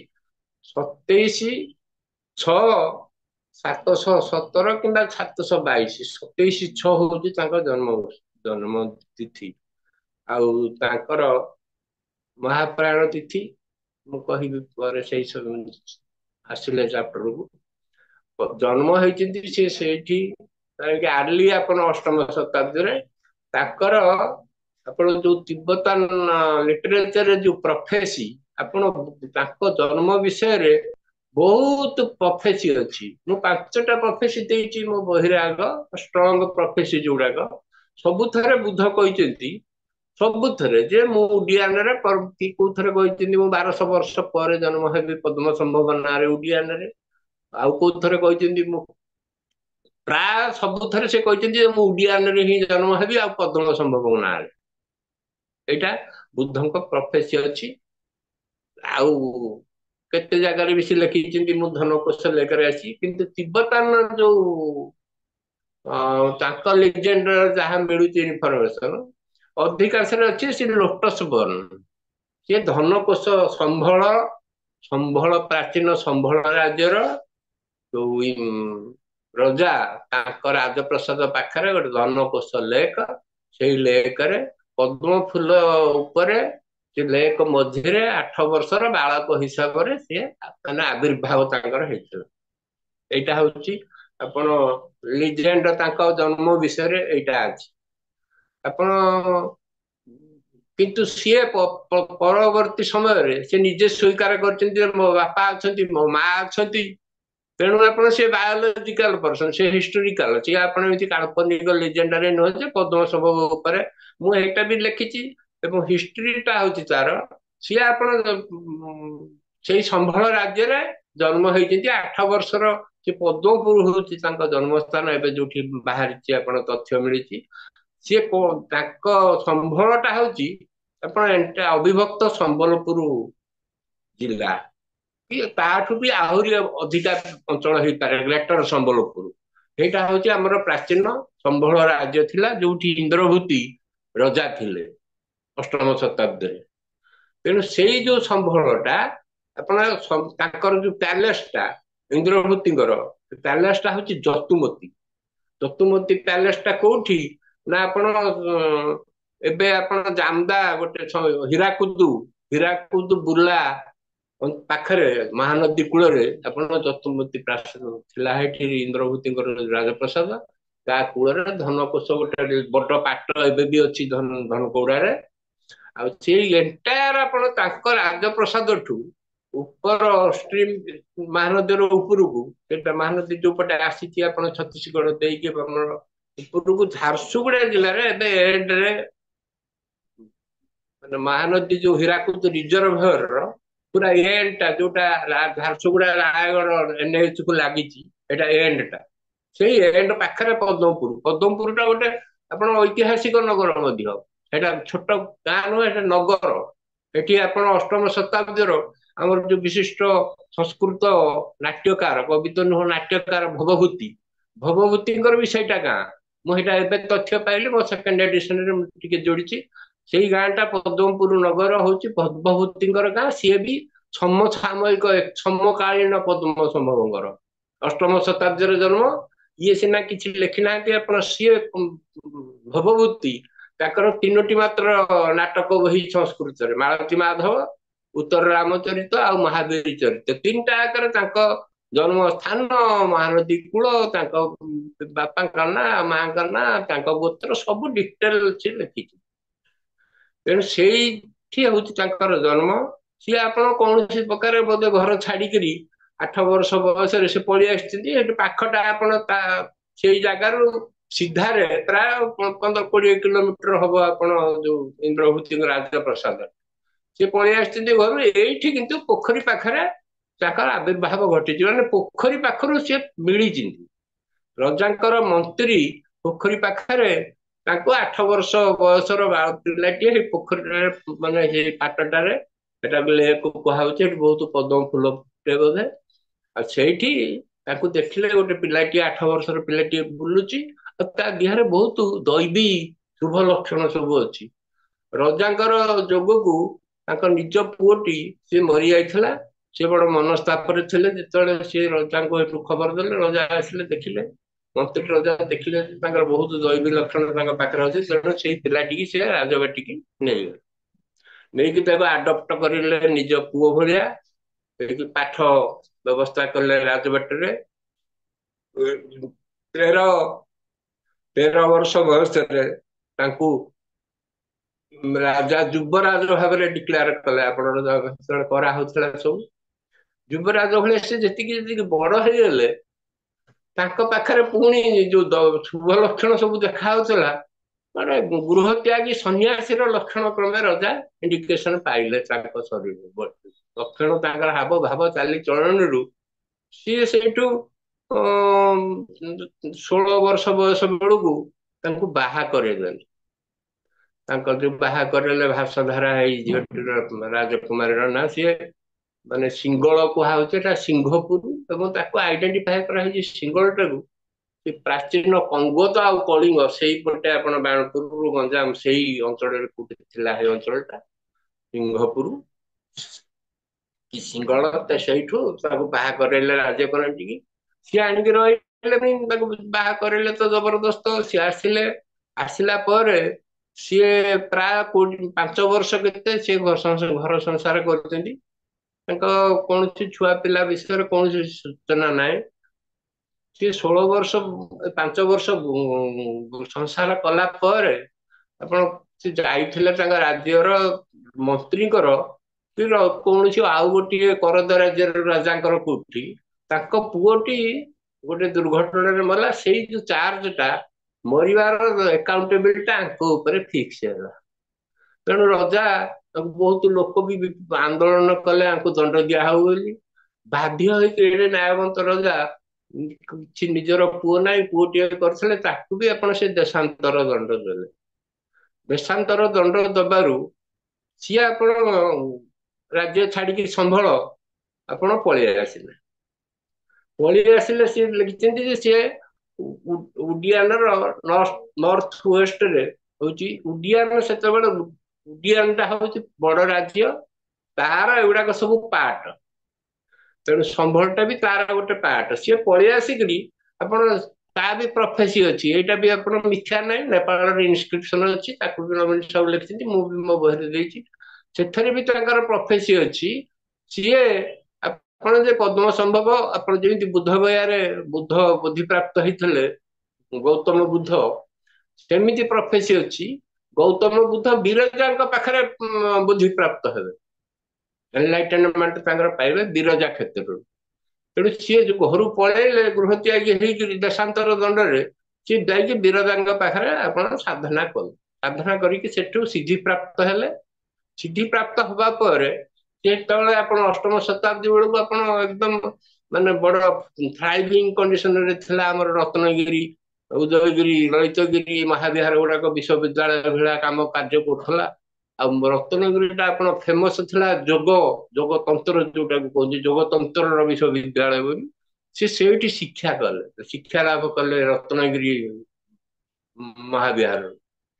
ଯୋଗତନ୍ତ୍ର ଶିକ୍ଷା କଲା ପରେ ସିଏ ଆପଣ ପୁରା କମ୍ପ୍ଲିଟ କରିକି ସେଇଠୁ ପଳେଇଲେ। ସିଏ ଛାଡିକି ଗଲେ କୁଆଡେ ନା, ସେ ସାରା ଭାରତ ଭ୍ରମଣ କଲେ। ଏଇ ସମୟଟାରେ ଭାରତ ଭ୍ରମଣ କରିକି ବହୁ ଗୁରୁଙ୍କ ଠାରୁ, ତାହା କୁହାଯାଉଛି ଆପଣ ତିବ୍ବତାନ ଗ୍ରନ୍ଥରେ, ସେ ସମସ୍ତ ବିଦ୍ୟା ହାସଲ କରିଥିଲେ। ଯେତେ ପୃଥିବୀରେ ଯେତେ ବିଦ୍ୟା ଅଛି, ଫିଲୋସଫିଠୁ ଆପଣ ହ୍ୟାଣ୍ଡିକ୍ରାଫ୍ଟ ପର୍ଯ୍ୟନ୍ତ, ଏମିତି ବୁଲି ବୁଲିକା ବିଭିନ୍ନ ଗୁରୁଙ୍କ ପାଖରେ କରିକି ବହୁତ ବିଦ୍ୟା ଶିଖିଲେ। ଶିକ୍ଷା ଭିତରେ ସିଏ ଆପଣ ବାଟରେ, ଏଟାକୁ ଆମର କିଛି ଐତିହାସିକ ଏଟାକୁ ଭୁଲ ତଥ୍ୟ ଦଉଛନ୍ତି, ସେ ବିକ୍ରମଣୀପୁର ଗୋଟେ ଅଛି ଭାଗଲପୁର ପାଖାପାଖି, ଆପଣ ଗଙ୍ଗା ନଦୀ କୂଳରେ, ଏଇଟା ବେଙ୍ଗଲ ଆଉ ବିହାରର ଅଞ୍ଚଳ, ସୀମାବର୍ତ୍ତୀ ଅଞ୍ଚଳରେ। ସେଇ ବିକ୍ରମଣୀପୁର ରାଜ୍ୟର ଯୋଉ ରାଜକୁମାରୀ ମନ୍ଦର ତାଙ୍କ ନାଁ, ସିଏ ତାଙ୍କୁ ସେଠି ବାହାଘର ହେଲା ତାଙ୍କର ସେଠି। ସେ କିନ୍ତୁ ମନ୍ଦରଭା ଆପଣ ତାଙ୍କ ଜୀବନ ସାରା ଥ୍ରୁ ଆଉଟ୍ ହିଜ୍ ଲାଇଫ୍ ସେ ତାଙ୍କୁ ଆକମ୍ପାନୀ କରିଛନ୍ତି। ସେ ଯୁଆଡେ ଯାଇଛନ୍ତି ମନ୍ଦରଭା ତାଙ୍କ ସାଙ୍ଗରେ। ସେଇ ସେ ତାକୁ ବି ବାହା ହେଲେ, ବାହା ହେଇକି ସେ ବୁଲିଲେ। ବୁଲିବା ଭିତରେ ଚାରିଆଡୁ ବିଦ୍ୟା ଶିକ୍ଷା କଲା ପରେ ସେ ନାଳନ୍ଦାରେ ଆସିକିରି ଆପଣ ନାଳନ୍ଦା, ବୋଧଗୟା, ଓଦନ୍ତପୁରୀ ଗୋଟେ ବିଶ୍ୱବିଦ୍ୟାଳୟ ସେଠି ଥିଲା ପାଖରେ, ସେଗୁଡାକରେ ବି ସେ ଅଧ୍ୟାପନା କରିଛନ୍ତି ବୋଲି ଲେଖା ଅଛି। ଶେଷକୁ ସେ ସେଟଲ ହେଲେ ନାଳନ୍ଦାରେ ଏବଂ ତନ୍ତ୍ର ଫାକଲ୍ଟିରେ ଆଚାର୍ଯ୍ୟ ହେଇକି ହେଡ୍ ହେଇକି ସେ ନାଳନ୍ଦାରେ ଅଧ୍ୟାପନା କଲେ। ନାଳନ୍ଦାରେ ଯେତେବେଳେ ଅଧ୍ୟାପନା କରୁଥିଲେ, ଆଉ ଟିକେ ମୁଁ ବ୍ୟାକକୁ ଯାଉଛି ଆପଣ, ସେ ତିବ୍ବତ ରଜାଙ୍କ ଡକରା ଆସିଲା 746 ର କଥା ଏଟା। ତିବ୍ବତ ରଜା ତାଙ୍କୁ ପୁନଃ ପ୍ରତିଷ୍ଠା ପାଇଁ ତିବ୍ବତରେ ବୌଦ୍ଧ ଧର୍ମର ତାଙ୍କୁ ଡକେଇଲେ। ଏଇଠି ମୁଁ ଆଉ ଟିକେ ପୁଣି ଯାଉଛି ଆପଣ ତିବ୍ବତ ଆଡକୁ। ଏଇ ଜିନିଷଟା ନ ଜାଣିଲେ ଆପଣ ଲିଙ୍କଟା ବୁଝି ହବନି। ତିବ୍ବତରେ ଆପଣ ଜଣେ ରଜା ଥିଲେ ଶ୍ରଳଙ୍ଗ ବୋଲି, ସପ୍ତମ ଶତାବ୍ଦୀ ଆର୍ଲି 7th ସେଞ୍ଚୁରୀରେ। ସିଏ ଭାରି ବଳୁଆ ରାଜା ଥିଲେ, ତାଙ୍କର ଭଲ ସୈନ୍ୟ ବାହିନୀ ଜୋର ଥିଲା। ସେ ନେପାଳର ରାଜକୁମାରୀ ଆଉ ଚୀନର ରାଜକୁମାରୀ, ଏଇ ଦି ରାଜକୁମାରୀ ସେ ବାହା ହେଇଥିଲେ ଆର୍ଲି 7th ସେଞ୍ଚୁରୀ। ସେ ଦି ଜଣ ଯାକ ହଉଛନ୍ତି ବୌଦ୍ଧ। ସିଏ ଯେତେବେଳେ ଆସିଲେ ସେ ଦେଖିଲେ ଯେ ତିବ୍ବତରେ ସେତେବେଳେ ବର୍ବର, ଆମର ଯେମିତି ଆପଣ ଜଙ୍ଗଲ ପାହାଡରେ ଆଦିବାସୀ ରହୁଛନ୍ତି ଏମିତି ଅସଭ୍ୟ ଭାବରେ ମଣିଷ ମାନେ ଚଳପ୍ରଚଳ କରୁଛନ୍ତି। ସେ ଦି ଜଣ ଯାକ ବୌଦ୍ଧ ଧର୍ମର ପ୍ରଭାବିତ ହେଇଥିଲେ। ଦି ଜଣ ଯାକ ବୁଦ୍ଧଙ୍କ ମୂର୍ତ୍ତି ମଧ୍ୟ ଧରିକି ଆସିଥିଲେ ବାପ ଘରୁ ଏଠିକି। ଦି ଜଣ ଯାକ ସଫଳ ହେଲେ ରଜାଙ୍କୁ ମୋଟିଭେଟ କରିବାରେ, ଯେ ଯଦି ତେବେ ସେ କହିଲେ ଯେ ତେମେ ଯଦି ବୌଦ୍ଧ ଧର୍ମକୁ ନ ଆଣିବ ସଭ୍ୟ ହେଇପାରିବନି ତିବ୍ବତ କୌଣସି ମତେ। ତମେ ଆଣିକି ବୌଦ୍ଧ ଧର୍ମକୁ, ସେଠୁ ରଜା ତାଙ୍କର ଡକେଇକି ନେଲେ। ସିଏ ତାଙ୍କ ସମୟରେ, ତାଙ୍କ ପରେ ଯୋଉମାନେ ଆସିଲେ ସେ ପୁଣି ନିଷ୍କ୍ରିୟ ହେଇଗଲା, ଆଉ ବୌଦ୍ଧ ଧର୍ମ ସେଠି ଉଧେଇଲାନି। ସିଏ ମରିଗଲା। ମରିଗଲା ପରେ କିଛି ଦିନ ପଳେଇଲା ଏମିତି। ଏଇ 8ମ ଶତାବ୍ଦୀରେ ଯୋଉ ରଜା ଆସିଲେ, ଖ୍ରୀ-ସ୍ରଙ୍ଗ ତାଙ୍କ ନାଁ, ସିଏ ଜଣେ ବଡ କରିକର୍ମା ଉଦ୍ୟୋଗୀ ରଜା ଜଣେ। ସିଏ ଆପଣ ବାଧ୍ୟ ହେଲେ, ଦେଖିଲେ ଆପଣ, ସିଏ ଚାହିଁଲେ ଯେ ମୁଁ ତିବ୍ବତଟାକୁ ମାନେ ମେନ୍ ଷ୍ଟ୍ରିମ୍ ଯୋଉ ସଭ୍ୟ ଗୋଟେ ସିଭିଲାଇଜଡ ନେସନ ଭାବରେ ଗଢିବି, ମେନ୍ ଷ୍ଟ୍ରିମ୍ ତାକୁ ଯୋଡିବି ଅନ୍ୟ ଦେଶ ଯେମିତି ଉନ୍ନତି କରିଛନ୍ତି ଚୀନ, ଭାରତ ଫାରତ, ସେଇଟାକୁ ନିଶ୍ଚିତ କରିବି। ତାକୁ କିଛି ଲୋକ ତାଙ୍କ ପରାମର୍ଶ ଦେଲେ ଏବଂ ତାଙ୍କ ପରାମର୍ଶ କ୍ରମେ ଶାନ୍ତରକ୍ଷିତ ନାମକ ଜଣେ ବୌଦ୍ଧ ଆଚାର୍ଯ୍ୟ, ସେ ମହାଯାନର ଆପଣ ମାଧ୍ୟମିକ ବ୍ରାଞ୍ଚର, ତାକୁ ସିଏ ବି ନାଳନ୍ଦାରେ ଆଚାର୍ଯ୍ୟ ଥିଲେ। ଶାନ୍ତରକ୍ଷିତ ହଉଛନ୍ତି ଆପଣ ମନ୍ଦରଭାଙ୍କର ବଡ ଭାଇ। ତେଣୁ ସିଏ ନାଳନ୍ଦାରୁ ଥିବା ଭିତରେ, ଆଙ୍କ ପୂର୍ବରୁ ନାଳନ୍ଦାରୁ ତାଙ୍କୁ ପ୍ରଥମେ ରଜା ଡକେଇକି ନେଲେ। ରଜା ଡକେଇକି ନେଲେ ତିବ୍ବତରେ ଧର୍ମର ପୂର୍ଣ୍ଣ ପ୍ରତିଷ୍ଠା ପାଇଁ। ଶାନ୍ତରକ୍ଷିତ ଗଲେ ନାଳନ୍ଦା, ତିବ୍ବତ ଶାନ୍ତରକ୍ଷିତ ତିବ୍ବତ ଯୋଉ ଗଲେ, ଆପଣ ସେ ମହାଯାନଟାର ଆପଣ ଯୋଉ ମାଧ୍ୟମିକ ବ୍ରାଞ୍ଚଟା, ମହାଯାନର ଯୋଡେ ବ୍ରାଞ୍ଚ, ଗୋଟେ ମାଧ୍ୟମିକ ବ୍ରାଞ୍ଚ ଆଉ ଗୋଟେ ହଉଛି ଯୋଗାଚାର ବ୍ରାଞ୍ଚ। ଯୋଗାଚାର ବ୍ରାଞ୍ଚରୁ ଆପଣ ଏଇ ଯୋଉ ଆମର ବଜ୍ରଯାନ, ସହଜ ଯାନ ଆଉ କାଳଚକ୍ର ଯାନ, ଯୋଉ ତନ୍ତ୍ର ଯାନଟା, ତିନିଟା ଯାକ ଯୋଗାଚାର ବ୍ରାଞ୍ଚରୁ ସୃଷ୍ଟି। ମହାଯାନର ଦିଟା ଭାଗ ଅଛି, ଆରଟା ମାଧ୍ୟମିକ, ଯୋଉଟାର ସ୍ରଷ୍ଟା ହଉଛନ୍ତି ନାଗାର୍ଜୁନ, 1ମ ଶତାବ୍ଦୀରେ ମହାଯାନ ହେଇଥିଲା। ସେଇଟା ଆପଣ ହଉଛି ତାର ମେନ ଦର୍ଶନ ହଉଛି ଶୂନ୍ୟ। ତେଣୁ ଏଇ ଯୋଉ ନିହଲିଷ୍ଟିକ ତାଙ୍କର ତତ୍ଵ ରହିଲା ନାଗାର୍ଜୁନଙ୍କର ଧର୍ମ ଶୂନ୍ୟତା, ସେଇଟାକୁ ଯୋଉ ଯାଇକି ସିଏ ସେଠି ପ୍ରଚାର କଲେ, କୌଣସି ଲୋକ ସେଠି ଗ୍ରହଣ କଲେନି। କାହିଁକିନା ସେମାନେ ସବୁ ଆଦିବାସୀ ଲୋକ, ଗୁଣି ଟୁଣି ଆମର ଯେମିତି ମାଳ ଅଞ୍ଚଳରେ, ଏବେ ସେଇଗୁଡାକ ସବୁ ସେଠି ପ୍ରଚଳନ ଥିଲା। ଇଏ ଯାଇକି ଧର୍ମ ଶୂନ୍ୟତା ସେଠି ପ୍ରଚାର କଲେ, କିଏ ଶୁଣିବ? ଆପଣ ସିଏ ଥିବା ଭିତରେ ଆଉ ଗୋଟେ ଅଘଟଣ ଘଟିଲା ସେଠି, ଡିଜାଷ୍ଟର ହେଲା, ନ୍ୟାଚୁରାଲ ଡିଜାଷ୍ଟର। ସେଇ ଡିଜାଷ୍ଟରରେ ଲୋକ ତାଙ୍କୁ ଦୋଷ ଦେଲେ ଶାନ୍ତରକ୍ଷିତଙ୍କୁ, ଯେ ରଜା ଯେହେତୁ ଏଇ ଲୋକଟାକୁ ଆଣିଲେ, କି ଧର୍ମ ଗୋଟେ ପ୍ରଚାର କରୁଛନ୍ତି ନା, ଆଙ୍କ ଯୋଗୁ ହିଁ ଆମର ଡିଜାଷ୍ଟର ହେଲା। ଏତେ ଜୋରରେ ଲୋକ ଆନ୍ଦୋଳନ ହେଲା ଯେ ରଜା ବନ୍ଦ କରେଇଲେ ଶାନ୍ତରକ୍ଷିତଙ୍କୁ। ତାପରେ ଦି ଜଣ ଯାକ ପରାମର୍ଶ କଲେ ଯେ ଏଇଠି କେମିତି ହବ ଏଇ କାମ। ଶାନ୍ତରକ୍ଷିତ ତାଙ୍କୁ କହିଲେ, ମୋ ଭିଣେଇ ହଉଛି ସିଏ ତନ୍ତ୍ର ପ୍ରଫେସର ଅଛି ଆପଣ ନାଳନ୍ଦାରେ, ତମେ ତାଙ୍କୁ ହିଁ ଡାକ। ରଜା ଶାନ୍ତ ରଖିତଙ୍କୁ କହିଲେ ତମେ ଥା ଫେରିବନି ନାଳନ୍ଦାକୁ, ତମେ ଯାଇକି ନେପାଳରେ ଥା, ସିଏ ଆସନ୍ତୁ। ଇଏ ନେପାଳ ପଠେଇଦେଲେ, ପୁଣି ଲୋକ ପଠେଇକି ଆଙ୍କୁ ଡକେଇଲେ। ଏଟା 746 ର କଥା। 746 ଏଠୁ ପଦ୍ମଶମ୍ଭୁ ନିମନ୍ତ୍ରଣ ରକ୍ଷା କଲେ। ନିମନ୍ତ୍ରଣ ରକ୍ଷା କରିକି ଆସିଲେ। ଆସିକିରି ବାଟରେ 3 ମାସ ରହିଲେ ସେ ଶାନ୍ତ ରଖିତଙ୍କ ପାଖରେ ନେପାଳରେ। ସେଇଠି ସବୁ ମନ୍ତ୍ରଣା କଲେ ଆମେ କେମିତି କଣ କରିକି ହବ। ତାପରେ ଏଠୁ ସେ ଆସିଲେ ତିବ୍ବତ। ରାଜା ବହୁତ ତାଙ୍କୁ ସ୍ୱାଗତ କରିକି ଆଣିଲେ। ସେଠି ସିଏ, ଆପଣ ତିବ୍ବତରେ ସିଏ କଣ କଲେ, ଆପଣ ବଜ୍ରଯାନଟା ତ ଆମର ତନ୍ତ୍ର ଭିତ୍ତିକ, ସିଏ ସେଠି ବି ଲୋକଙ୍କର ହେଇ ଗୁଣି ଟୁଣି। ତେଣୁ ସିଏ ତାଙ୍କର ଯୋଉ ଲୋକାଲ ଧର୍ମ, ସେଇମାନେ ହିଁ ବେଶୀ ବିରୋଧ କରୁଥିଲେ ଆପଣ ନାଗାର୍ଜୁନକୁ, ବନ ଧର୍ମର ଯୋଉମାନେ ମୁଖିଆ। ତେଣୁ ସିଏ ସେମାନଙ୍କୁ ସବୁ କନସଲ୍ଟ କରି ଆପଣ ସେଇ ବନ ଧର୍ମର କିଛି ଅଂଶ ସିଏ ପୁରେଇଲେ। କିଛି ଆପଣ ରିଚୁଆଲ୍ସ, ତାଙ୍କ ରୀତିନୀତି, କିଛି ପ୍ରାକ୍ଟିସ, ଏଗୁଡାକ ସବୁ ବଜ୍ରଯାନରେ ଭର୍ତ୍ତି କରିକିରି ତାକୁ ଗୋଟେ ଲାମା ଧର୍ମ ନାଁରେ, ଯୋଉଟା କି ତିବ୍ବତନ ବୁଦ୍ଧିଜୀବୀ ଆମେ କହୁଛେ, ଏଇ ନୂଆ ବଜ୍ରଯାନଟାକୁ ସଂସ୍କାରଗ୍ରସ୍ତ ବଜ୍ରଯାନ ଯୋଉଟା, ହେଇଟାକୁ ସିଏ ଯେତେବେଳେ ପ୍ରଚାର କଲେ, ଆପଣ ଗ୍ରହଣୀୟ ହେଇଗଲା ଲୋକଙ୍କ ପାଖରେ ଖୁସିରେ। କାହିଁକିନା ତାଙ୍କ ନିଜ ଧର୍ମରେ ବି ସେଇଠି ଆପଣ ଲୋକ ନିଜ ଧର୍ମର ରୀତିନୀତି ପ୍ରାକ୍ଟିସ ସବୁ ରହିଲା ଭିତରେ। ତେଣୁ ସେମାନେ ଆରାମରେ ଗ୍ରହଣ କଲେ। ଇଏ ସେତିକି ଭିତରେ ପୁଣି ଶାନ୍ତ ରଖିତଙ୍କୁ ଡକେଇ ଆଣିଲେ ଆପଣ ନେପାଳରୁ। ନେପାଳରୁ ଡକେଇ ଆଣିକିରି ଆପଣ ଯୋଉ ପ୍ରଥମ ତିବ୍ବତର ପ୍ରଥମ ମହାବିହାର, ଯୋଉଟା ବୌଦ୍ଧ ମହାବିହାର ଲାସାରେ, ସମୟ ଲାସା ପାଖରେ କି ସମୟ ଗୋଟେ ଜାଗା, ସମୟ ମହାବିହାରଟା ହଉଛି ସବୁଠୁ ପ୍ରଥମ ସେଠାକାର।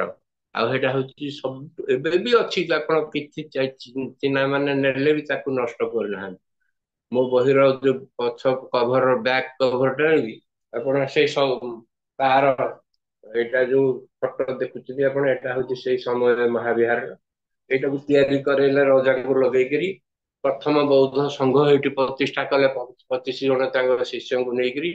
ଏବଂ ଶାନ୍ତ ରଖିତକୁ ଆପଣ ସେଇ ମହାବିହାରର ସିଏ ଆପଣ ଆଚାର୍ଯ୍ୟ ପ୍ରଧାନ କରିକିରି ପ୍ରିଷ୍ଟି ରଖିଦେଲେ। ଇଏ ଇଏ ଆପଣ ତିବ୍ବତରେ ଆପଣ ଆଙ୍କ ପ୍ରତି ଉଦ୍ୟମରେ ସମଗ୍ର ତିବ୍ବତରେ ଆଗ ଶାନ୍ତି ପ୍ରତିଷ୍ଠା ହେଲା। ତିବ୍ବତର ଗୋଟେ ନୂଆ ଆପଣ ସଭ୍ୟତାର ଗୋଟେ ଜାଗରଣ ହେଲା, ଗୋଟେ ଆଧ୍ୟାତ୍ମିକ ସଭ୍ୟତାର। ଆଉ ଇଏ ତା ପାଖାପାଖି ସବୁ ଅଞ୍ଚଳରେ ବି ଯାଇକି ଧର୍ମ ପ୍ରଚାର କରେଇଲେ। ଯେତେ ପାଖାପାଖି ଅଞ୍ଚଳ, ଆପଣ ଯେମିତି ଅରୁଣାଚଳ ହଉ, ସିକିମ, ଭୁଟାନ, ଲଦାଖ, ଏଗୁଡାକ ସବୁ ଯାଇଛନ୍ତି। ମୋ ବହିରେ ବି ଦେଇଛି, ତାଙ୍କ ପ୍ରମାଣ ବି ଅଛି। ସେ ସବୁ ଦେଶରେ ଯାଇକିରି ତାଙ୍କ ଧର୍ମ ପ୍ରତିଷ୍ଠା କଲେ। ସେ ଯାଇଥିଲେ 747ରେ ସେ ତିବ୍ବତରେ ପହଞ୍ଚିଥିଲେ। ଆଉ 747ରୁ ଆପଣ 802ରେ ତାଙ୍କ କାମ ସାରିକି ଫେରିଲେ ବୋଲି କୁହାହଉଛି, ଯାହା ଅଛି ଏତିକି ସୂଚନା। ଆଉ ଶାନ୍ତ ରଖିତ ଆଉ ସେଠୁ ଫେରିଲେନି। ସିଏ ସେଇ ଆପଣ ସମୟ ମହାବିହାରରେ ପ୍ରଧାନ ଆଚାର୍ଯ୍ୟ ରହି ସେଇଠି ଗୋଟେ ଦୁର୍ଘଟଣାରେ କିଛି ବର୍ଷ ପରେ ତାଙ୍କ ପ୍ରାଣ ତ୍ୟାଗ କରିଥିଲେ। ଇଏ କିନ୍ତୁ ଫେରି ଆସିଲେ। ଯେତେବେଳେ ଫେରି ଆସିଲେ ପଦ୍ମଶମ୍ଭବ ସବୁ କାମ ସାରିକିରି, ଆପଣ ଯେତେବେଳେ ସବୁ ଏଷ୍ଟାବ୍ଲିଶ ହେଇଗଲା, ଆଉ ଇଏ ଆପଣ ସଂଘ ପ୍ରତିଷ୍ଠା ହେଇଗଲା, ଆପଣ ସବୁ କଥା ଚଳିଲା, ସେ ସବୁ ଠିକ ଦେଖିକିରି ପଳେଇ ଆସିଲା ପରେ ସିଏ ସିଧା ଫେରିଲେ। ସିଏ ତ ରତ୍ନଗିରିରେ ପଢୁଥିଲେ ନା, ସିଏ ଉଦୟଗିରିକି ଆସିଲେ। ଏବେ ଆପଣ ଯୋଉ ଆମର ଉଦୟଗିରି ମହାବିହାର ରତ୍ନଗିରି ପାଖରେ, ଉଦୟଗିରି ମହାବିହାରରେ ସେ ତାଙ୍କ ଶେଷ କାଳରେ ତାଙ୍କ ପତ୍ନୀଙ୍କ ସହ ସେ ସେଇଠି ରହିଲେ। ସିଏ କିନ୍ତୁ ସେଇଠି ରହୁନଥିଲେ ସବୁବେଳେ, ଏଇଟା ତାଙ୍କ ନିବାସ ସ୍ଥାନ ହେଲା ଶେଷ କାଳର। ସିଏ ଅନବରତ ସିଏ ସେଠୁ ଯିବା ଆସିବା କରୁଥିଲେ ଭୁଟାନକୁ। ସିଏ ଆସାମର କାମରୂପ ଦେଇକିରି ସେ ଭୁଟାନକୁ, ଏବଂ ଭୁଟାନ ରଜାଙ୍କ ଝିଅକୁ ବି ସେ ଶେଷ କାଳରେ ମଧ୍ୟ ବିବାହ କରିଥିଲେ ବୋଲି ଅଛି ସୂଚନା। ଆଉ ତେଣୁ ଭୁଟାନ ଆଉ ଉଦୟଗିରି ଏଇଠିକି ବସିବେ, ମଝିରେ ମଝିରେ ଯିବା ଆସିବା କରନ୍ତି, ଉଦୟଗିରିରେ ରହନ୍ତି। ଆଉ ତାଙ୍କର ଆପଣ ଶେଷରେ କିଛି ବର୍ଷ ପରେ ତାଙ୍କର ଯୋଉ ମହାପରିନିର୍ବାଣ ବୋଲି କୁହାହଉଛି ବୁଧଙ୍କ ଭଳିଆ, ସେଇ ଯୋଉ ଡେଟ୍ ଟା ଆପଣ ସେଇଟା ମିଳିନାହିଁ ଏପର୍ଯ୍ୟନ୍ତ ମତେ। କିନ୍ତୁ 802ରେ ସେ ଫେରିଛନ୍ତି। ସେ ତ ବହୁତ, ଆପଣ ଦେଖନ୍ତୁ ତାଙ୍କ ଜନ୍ମ ଯଦି 717 କି 20 ଭାବରେ ନବା, 802ରେ ଫେରିଛନ୍ତି, 80 ବର୍ଷ ହେଇଯାଇଥିବ ସେତିକି ବେଳକୁ। କିନ୍ତୁ ସିଏ ତ ବହୁତ ଆପଣ ବହୁତ ବିଦ୍ୟା ଜାଣିଛନ୍ତି, ମାଷ୍ଟରୀ ତାଙ୍କର ପ୍ରାୟ ସବୁ ବିଦ୍ୟାରେ, ଆହୁରି ଦୀର୍ଘଜୀବୀ ହେଇଥିବେ ସିଏ। କିନ୍ତୁ ସିଏ ସେଇଠି ତାଙ୍କର ମହାପରିନିର୍ବାଣ ଘଟିଛି ଉଦୟଗିରିରେ। କାହିଁକିନା ଏଇ କଥାଟା ଯୋଉ ଉଦୟଗିରିରେ ତାଙ୍କ ମହାପରିନିର୍ବାଣ ଘଟିଛି, ଏଇଟା ଆପଣ ଉଦୟଗିରିରେ ଯୋଉ ଏଏସ୍ଆଇ ର ଆର୍କିଓଲୋଜିକାଲ ସର୍ଭେ ଅଫ୍ ଇଣ୍ଡିଆର ହେଇଛି ଏକ୍ସାଭେସନ, ସେଠି ଗୋଟେ ମୂର୍ତ୍ତି ମିଳିଛି। ମୂର୍ତ୍ତିଟା 8.5 ଫୁଟ ଉଚ୍ଚାର, ଅବଲୋକିତେଶ୍ୱରଙ୍କର ମୂର୍ତ୍ତି। ଏଇଟା ହଉଛି ଲୋକେଶ୍ୱର ଆପଣ ଜାଟ ମୁକୁଟ, ତାଙ୍କ ମୂର୍ତ୍ତି ସେଇଟା। ସେଇ ମୂର୍ତ୍ତି ପଛପଟେ ଗୋଟେ 25 ଧାଡିର ଆପଣ ଇନସ୍କ୍ରିପସନ ଅଛି। ସେଇ ଇନସ୍କ୍ରିପସନ ରେ ଆପଣ ଡେସିଫର କରାହେଇଛି ଏଟାକୁ। ସେଇଟା ଲେଖା ହେଇଛି କ୍ଲିଅରଲି। ସେଥିରେ ଲେଖା ହେଇଛି ଯେ ଏଇଠି ଏଇ ମୂର୍ତ୍ତି ପାଖରେ ଏକ ସ୍ତୂପ ଅଛି, ଏଇ ସ୍ତୂପରେ ତାଙ୍କର ରେଲିକ୍ସ ଅଛି ପଦ୍ମସମ୍ଭବଙ୍କର। ଏଇଟା ଲେଖା ହେଇଛି। ତେଣୁ ତାଙ୍କ ମହାପ୍ରାଣ ଏଇଠି ଘଟିଛି। ଆଉ ତାଙ୍କ ତିବ୍ବତୀୟ ମିଶନ ବିଷୟରେ ମୁଁ ଆପଣଙ୍କୁ କହିଲି କି ସେ କଣ କଣ ସେଠି କରିଛନ୍ତି। ଏଇଟା ହଉଛି ତାଙ୍କର ସଂକ୍ଷିପ୍ତ ଆପଣ ଜୀବନଚର୍ଯ୍ୟା। ଏବେ ଆପଣ ଏଇ ଯୋଉ ଆମର ସେଇ ପରିସ୍ଥିତି, ସେଇ ସମୟରେ ଯୋଉ ପୁରୁଣା ସମୟରେ ଆମର କେମିତି ହେଲା, ଅଷ୍ଟମ ଶତାବ୍ଦୀ ପର୍ଯ୍ୟନ୍ତ କଣ ପରିବେଶ ଥିଲା, ବୌଦ୍ଧ ଧର୍ମର କୋଉ ଅବସ୍ଥା ଥିଲା ଓଡିଶାରେ, କେମିତି ଆସିଲେ ସିଏ ବଦରଯାନ, ତାପରେ ଆପଣ ଯୋଉ ପଦ୍ମସମ୍ଭବଙ୍କ ବିଷୟରେ ଯୋଉ ବିବାଦଟା, ପଦ୍ମସମ୍ଭବଙ୍କ ବିଷୟରେ ଆପଣ ଯେକୌଣସି କଥା କହିବେ ତାର ଆଗ ହଉଛି ଦିଟା ଆସ୍ପେକ୍ଟ, ମୁଖ୍ୟ ଆସ୍ପେକ୍ଟ ଦିଟା। ଗୋଟେ ହଉଛି ଯେ ଆପଣଙ୍କୁ ପ୍ରଥମେ ପ୍ରମାଣ କରିବାକୁ ହବ ଯେ ସେ ଗାନ୍ଧାରର ନୁହନ୍ତି। ଯେହେତୁ ଏଷ୍ଟାବ୍ଲିଶଡ ହେଇଛି ଇଣ୍ଟରନ୍ୟାସନାଲି ଯେ ସେ ଗାନ୍ଧାର, ଆପଣ ଯେକୌଣସି ଡାଟାବେସ୍ ଦେଖିବେ ଇଣ୍ଟରନ୍ୟାସନାଲି ସବୁଥରେ ଆସିବ ସେ ଗାନ୍ଧାର। ତେଣୁ ଯୋଉ ଯୋଉ ଗ୍ରାଉଣ୍ଡରେ ଆପଣ ସେ ଗାନ୍ଧାର ବୋଲି କୁହାହଉଛି, ଆପଣ ତାକୁ ଆଗ ଖଣ୍ଡନ କରିବେ। ଦ୍ଵିତୀୟରେ ଆପଣ ଯିବେ ସେ ଓଡିଶାର ବୋଲି ଏଷ୍ଟାବ୍ଲିଶ କରିବେ। ତେଣୁ ମୁଁ ପ୍ରାୟ ଆପଣ ଓଡିଶାର ସେ ବୋଲି ପ୍ରମାଣ କରିବାକୁ ଯେତିକି ସମୟ ଦେଇନି, ମୁଁ ବେଶୀ ଆରଟାକୁ ଖଣ୍ଡନ କରିବାଟାକୁ ବେଶୀ ଦେଇଛି। କାହିଁକିନା ଆପଣ ନହେଲେ ଏଇଟା ଏଷ୍ଟାବ୍ଲିଶ ହବନି ଆମ ଓଡିଆର ବୋଲି ସେ କହିବାଟା। ତ ସେମାନଙ୍କର ଯୋଉ ମୁଖ୍ୟ ଜିନିଷ, ଆପଣ ଗୋଟେ ଛୋଟ କେତେଟା ମୋଟାମୋଟି ଉଦାହରଣ ଦଉଛି ସେ କାହିଁକି ନୁହନ୍ତି। ଆପଣ ଯୋଉ ଆଉ ତା ପୂର୍ବରୁ ଆମକୁ ଟିକେ ଯିବାକୁ ପଡିବ। ମତେ ଆଉ କେତେ ସମୟ ପାଇବେ ଆପଣ ଶୁଣୁଛନ୍ତି କି କିଏ କହିପାରିବେ? ମୁଁ ମୋର ଆଡଜଷ୍ଟ କରିବି ସେଇ ଅନୁସାରେ। ସାର୍ ଆମେ ଶୁଣୁଛୁ ଏବଂ ବହୁତ ମାନେ ଭଲ ବି ଲାଗୁଛି। ଆପଣଙ୍କ ପାଖରେ ସମୟର କୌଣସି ସୀମା ନାହିଁ, ଆପଣ କୁହନ୍ତୁ। ହଉ ହଉ ଆଜ୍ଞା, ଧନ୍ୟବାଦ। ମୁଁ କହୁଛି ଆପଣ ଆମର ଆପଣ ସମସ୍ତେ ଜାଣିଛନ୍ତି କି ବୌଦ୍ଧ ଧର୍ମଟା ବୁଦ୍ଧଙ୍କ କାଳରୁ ହିଁ ଓଡିଶାରେ ପ୍ରବେଶ କରିଥିଲା। ବୁଦ୍ଧଙ୍କ କାଳରୁ ଏଇଥିପାଇଁ ମୁଁ କହୁଛି, ଆପଣ ଆମର ତପସୁ ଭଲ୍ଲିକ ଦି ଜଣ ବଣିକ ଭ୍ରାତା, ସିଏ ତାଙ୍କର ଶଗଡ଼ରେ ବେପାର ବଣିଜ ଜିନିଷ ନେଇକରି ଯାଉଥିଲେ। ବୁଦ୍ଧ ଯୋଉଠି ବୁଦ୍ଧ ବିହାରରେ ଥିଲେ ସେଇ ବାଟେ ସେ ମଧ୍ୟ ସେଣ୍ଟ୍ରାଲ ଇଣ୍ଡିଆକୁ ବଣିଜ ଉଦ୍ଦେଶ୍ୟରେ, ସେଇଠି ସେ ବାଟରେ ସେତେବେଳକୁ ସୁଜାତା କ୍ଷୀରି ଖାଇକିରି ବୁଦ୍ଧିପ୍ରାପ୍ତ ପରେ ବୁଦ୍ଧ ଉଠିଲେଣି ତପସ୍ୟାରୁ। ଇଏ ତାଙ୍କୁ ପ୍ରଥମ କରି ଆରିସା ପିଠା ଆଉ ଖାଇବାକୁ ଦେଇଥିଲେ। ଏଇ ଦି ଭାଇ ଯୋଉ ନେଇଥିଲେ, ସିଏ ବହୁତ ଖୁସି ହେଇକି ବୁଦ୍ଧ ତାଙ୍କର କେଶ ଆଉ ନଖ ଯୋଉ ପରିତ୍ୟକ୍ତ ସେଥିରୁ କିଛି ଦେଇଥିଲେ ସିଏ ଆପଣ ଆଙ୍କ ଦି ଭାଇଙ୍କୁ। ସିଏ ଦି ଭାଇ ହଉଛନ୍ତି ଆପଣ ଯାଜପୁର ଅଞ୍ଚଳର। ଏ କାୟମା ଆଉ ତାରାପୁର ଦିଟା ଅଛି ଧର୍ମଶାଳାର ଆପଣ ନ୍ୟାସନାଲ ହାଇୱେରେ ଦି ପାଖରେ। ସେ ସେଇ ଅଞ୍ଚଳରେ ସିଏ ଯେତେବେଳେ ଫେରି ଆସିଲେ ଆପଣ, ତେଣୁ ଏଇ ଯୋଉ ଦି ଭାଇ ଆଙ୍କୁ ସିଏ ସେଠି ଦୀକ୍ଷା ଦେଇଥିଲେ। ଲେଟି ମାନେ ସାଧାରଣ ଶିଷ୍ୟ, ସେ ମାନେ ବଡ କଷ୍ଟକର ଯୋଉ ମାନିବା ଶିଷ୍ୟ ନୁହଁ, ଇଏ ବୁଦ୍ଧଙ୍କର ପ୍ରଥମ ଶିଷ୍ୟ ଏଇ ଦି ଭାଇ ତପସ୍ୱ ଭଲ୍ଲିକ। ଇଏ ଦି ଜଣଙ୍କ ଘର ହଉଛି ଆମର ଯାଜପୁର। ସେମାନେ ସିଆଡୁ ବେପାର ସାରିକି ଯେତେବେଳେ ଫେରିଲେ, ଆଗ ଦିଟା ସ୍ତୂପ ସିଏ କଲେ ତାରାପୁରରେ ଆଉ କାୟମାରେ।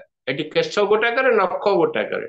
ଏବେ ବି ଆପଣ ତାର ବାହାରିଛି ଇନସ୍କ୍ରିପସନ ବି, ଏଇଟା କେଶ ସ୍ତୂପ ନଖ ସ୍ତୂପ ଦିଟା ଆକ ଏବେ ମହଜୁଦ। ଆପଣ ଦେଖନ୍ତୁ ଏଇଟା ହଉଛି ଖ୍ରୀଷ୍ଟପୂର୍ବ ଷଷ୍ଠ ଶତାବ୍ଦୀ କଥା, ବୁଦ୍ଧଙ୍କ ଜୀବନ୍ତ ଅବସ୍ଥାରେ। ବୁଦ୍ଧଙ୍କ ଜୀବନ୍ତ ଅବସ୍ଥାରେ ଇଏ ହଉଛନ୍ତି ପୃଥିବୀର ପ୍ରଥମ ବୌଦ୍ଧ ତପସ୍ୱ ଭଲ୍ଲିକ। ଆଉ ସେ ଦି ଜଣ ହଉଛି ଆମ ଓଡିଶାର ଆଉ ଯାଜପୁର ଅଞ୍ଚଳର। ସିଏ ଏଇ ଯୋଉ ସ୍ତୂପ ଦିଟା କଲେ, ଆପଣ ବୌଦ୍ଧ ସ୍ତୂପରେ ବି ଏଇ ଦିଟା ହଉଛି ପୃଥିବୀର ପ୍ରଥମ ବୌଦ୍ଧ ସ୍ତୂପ। ଆଉ ଅଶୋକଙ୍କ ତାପରେ ଆପଣ ବୌଦ୍ଧ ଧର୍ମ ବିଷୟରେ ସିଏ ପ୍ରଚାର ଫଚାର କିଛି କରିନାହାନ୍ତି। ସିଏ ଆପଣ ସାଧାରଣ ଶିଷ୍ୟ, ସିଏ ତ ବେପାରୀ, ସିଏ ତାଙ୍କର ବୁଲୁଥିଲେ। ସିଏ 2 ଜଣ ଶିଷ୍ୟ, ସାଧାରଣ ଶିଷ୍ୟ ହେଲେ ଆସିକି ଏଠି ସ୍ତୂପ କରିଦେଲେ। କିନ୍ତୁ ବୌଦ୍ଧ ଧର୍ମ ପଶିଛି ନିଶ୍ଚିତ ଓଡିଶାରେ ଆପଣ ପୁରୁଣା କାଳରୁ। କାରଣ ଅଶୋକଙ୍କ ସମୟରେ ଆପଣ ଅଶୋକଙ୍କର ଯୋଉ ଯାହା ଲେଖା ହେଇଛି ଆପଣ ଗାଥା ତାଙ୍କ ବିଷୟରେ ଯୋଉ ବିବରଣୀ, ଅଶୋକ କୌଣସି ବ୍ରାହ୍ମଣ ଆଉ ଶ୍ରମଣକୁ ହତ୍ୟା କରିନାହାନ୍ତି। ତାଙ୍କ ଆସିବା ବେଳେ ଯୋଉ ଲକ୍ଷେ କଳିଙ୍ଗ ବୀରଙ୍କୁ ହତ୍ୟା କଲେ ବୋଲି ଅଛି, କୌଣସି ବ୍ରାହ୍ମଣ ଆଉ ଶ୍ରମଣକୁ ଛୁଇଁ ନାହାନ୍ତି। ଶ୍ରମଣ ମାନେ ଆପଣ ବୌଦ୍ଧ ଗୁରୁ ମାନେ ହଉଛନ୍ତି, ଭିକ୍ଷୁ ମାନେ ହଉଛନ୍ତି ଶ୍ରମଣ। ଅଶୋକଙ୍କ ବେଳକୁ ବି ଆପଣ ଓଡିଶାରେ ଭିକ୍ଷୁ ଥିଲେ ଆଉ ସକ୍ରିୟ ଥିଲା ବୌଦ୍ଧ ଧର୍ମଟା। ଏଇଟା ଷଷ୍ଠରୁ ତୃତୀୟ ଯାକେ ଆସିଲା। ତାପରେ ଆପଣ ଅଶୋକ ଯେତେବେଳେ ଆପଣ କଲେ ଓଡିଶାଟାକୁ ନେଇଗଲେ କଳିଙ୍ଗ ଯୁଦ୍ଧରେ ଜିଣିକିରି, ସେ ତାଙ୍କର କଲେ ଆପଣ ଶିଶୁପାଳଗଡି ଯୋଉଟା ତୋଷାଳୀ ବୋଲି କହୁଛି ତାଙ୍କ ହେଡକ୍ୱାର୍ଟର, ତାଙ୍କ ସାନ ଭାଇ ତିସ ସିଏ ଏଇଠି ରହିଲେ ତାଙ୍କର କରିକିରି। ଅଶୋକ ଇନଷ୍ଟିଚ୍ୟୁସନାଲାଇଜ କରିଦେଲେ ଆପଣ ବୌଦ୍ଧ ଧର୍ମକୁ ତାଙ୍କର ରାଜ୍ୟ ଧର୍ମ ଭାବରେ, ଏବଂ ଚାରିଆଡେ ପୃଥିବୀ ଯାକ ଯେତିକି ପ୍ରଚାର କରିଛନ୍ତି, ଏଇଟା ହଉଛି ହୀନଯାନ ବୌଦ୍ଧ ଅଶୋକ ହିଁ ପ୍ରଚାର କରିଛନ୍ତି। ଆଉ ଓଡିଶାରେ ଆପଣ ଅଶୋକଙ୍କ ବେଳକୁ 18 ଭାଗ ହେଇଗଲାଣି ବୌଦ୍ଧ ଧର୍ମଟା, ଭାଗ ଭାଗ ହେଇକି। ଗୋଟେ ହୀନଯାନ ମହାଯାନ ବୁଦ୍ଧଙ୍କର 100 ବର୍ଷ ପରଠୁ ହିଁ ଆପଣ ହୀନଯାନ ଭାଗ ହେଇଗଲାଣି। ବୁଦ୍ଧ ଧର୍ମଟା ଭାଗ ହେଇଗଲା, ମହାସଂଘିକ ବୋଲି କୁହାଯାଉଥିଲା, ଫେର ସ୍ଥବିରବାଦ ମହାସଂଘିକ। ବୁଦ୍ଧଙ୍କ 100 ବର୍ଷ ପରେ ପ୍ରଥମ ବୌଦ୍ଧ ସମ୍ମିଳନୀ ପରେ ଦ୍ୱିତୀୟ ବୌଦ୍ଧ ସମ୍ମିଳନୀକୁ ବିଧିବଦ୍ଧ ଭାଗ ହେଇଗଲା। ଅଶୋକଙ୍କ ବେଳକୁ 18 ଭାଗ ହେଇଗଲାଣି। 18 ଭାଗରୁ ଆପଣ ଯୋଉ ମହାସଂଘିକ ଆଉ ହୀନଯାନର ସର୍ବାସ୍ତିବାଦୀ, ଏମାନେ ଆପଣ ଆସିକିରି ଓଡିଶାରେ ରହୁଥିଲେ ମିଶିକିରି। ମହାସଂଘିକରୁ ମହାଯାନ ହେଇଛି। ଆପଣ ହୀନଯାନଟା ତ ଗଲା, ଆମେ ସମସ୍ତେ ଜାଣିଛେ ସେଇଟା ବୁଦ୍ଧଙ୍କର ସୃଷ୍ଟି। ବୁଦ୍ଧଙ୍କ ବେଳୁ ଯୋଉ ମୂଳଟା ରହିଲା ଏଟା ହଉଛି ହୀନଯାନ, ଯୋଉଟାକୁ ଥେରବାଦ କହୁଛି। ଆଉ ଯୋଉ ଭାଙ୍ଗିକି ସେଥିରୁ ଗଲେ ଆପଣ ମହାସଂଘିକ ମାନେ, ସେଠୁ ଆଉ ଆପଣ କୁହାହଉଛି ପ୍ରାୟ ପ୍ରଥମ ଶତାବ୍ଦୀ ଖ୍ରୀଷ୍ଟପୂର୍ବ ପ୍ରଥମରୁ ଖ୍ରୀଷ୍ଟାବ୍ଦ ପ୍ରଥମ ଭିତରେ ମହାଯାନର ଉତ୍ପତ୍ତି।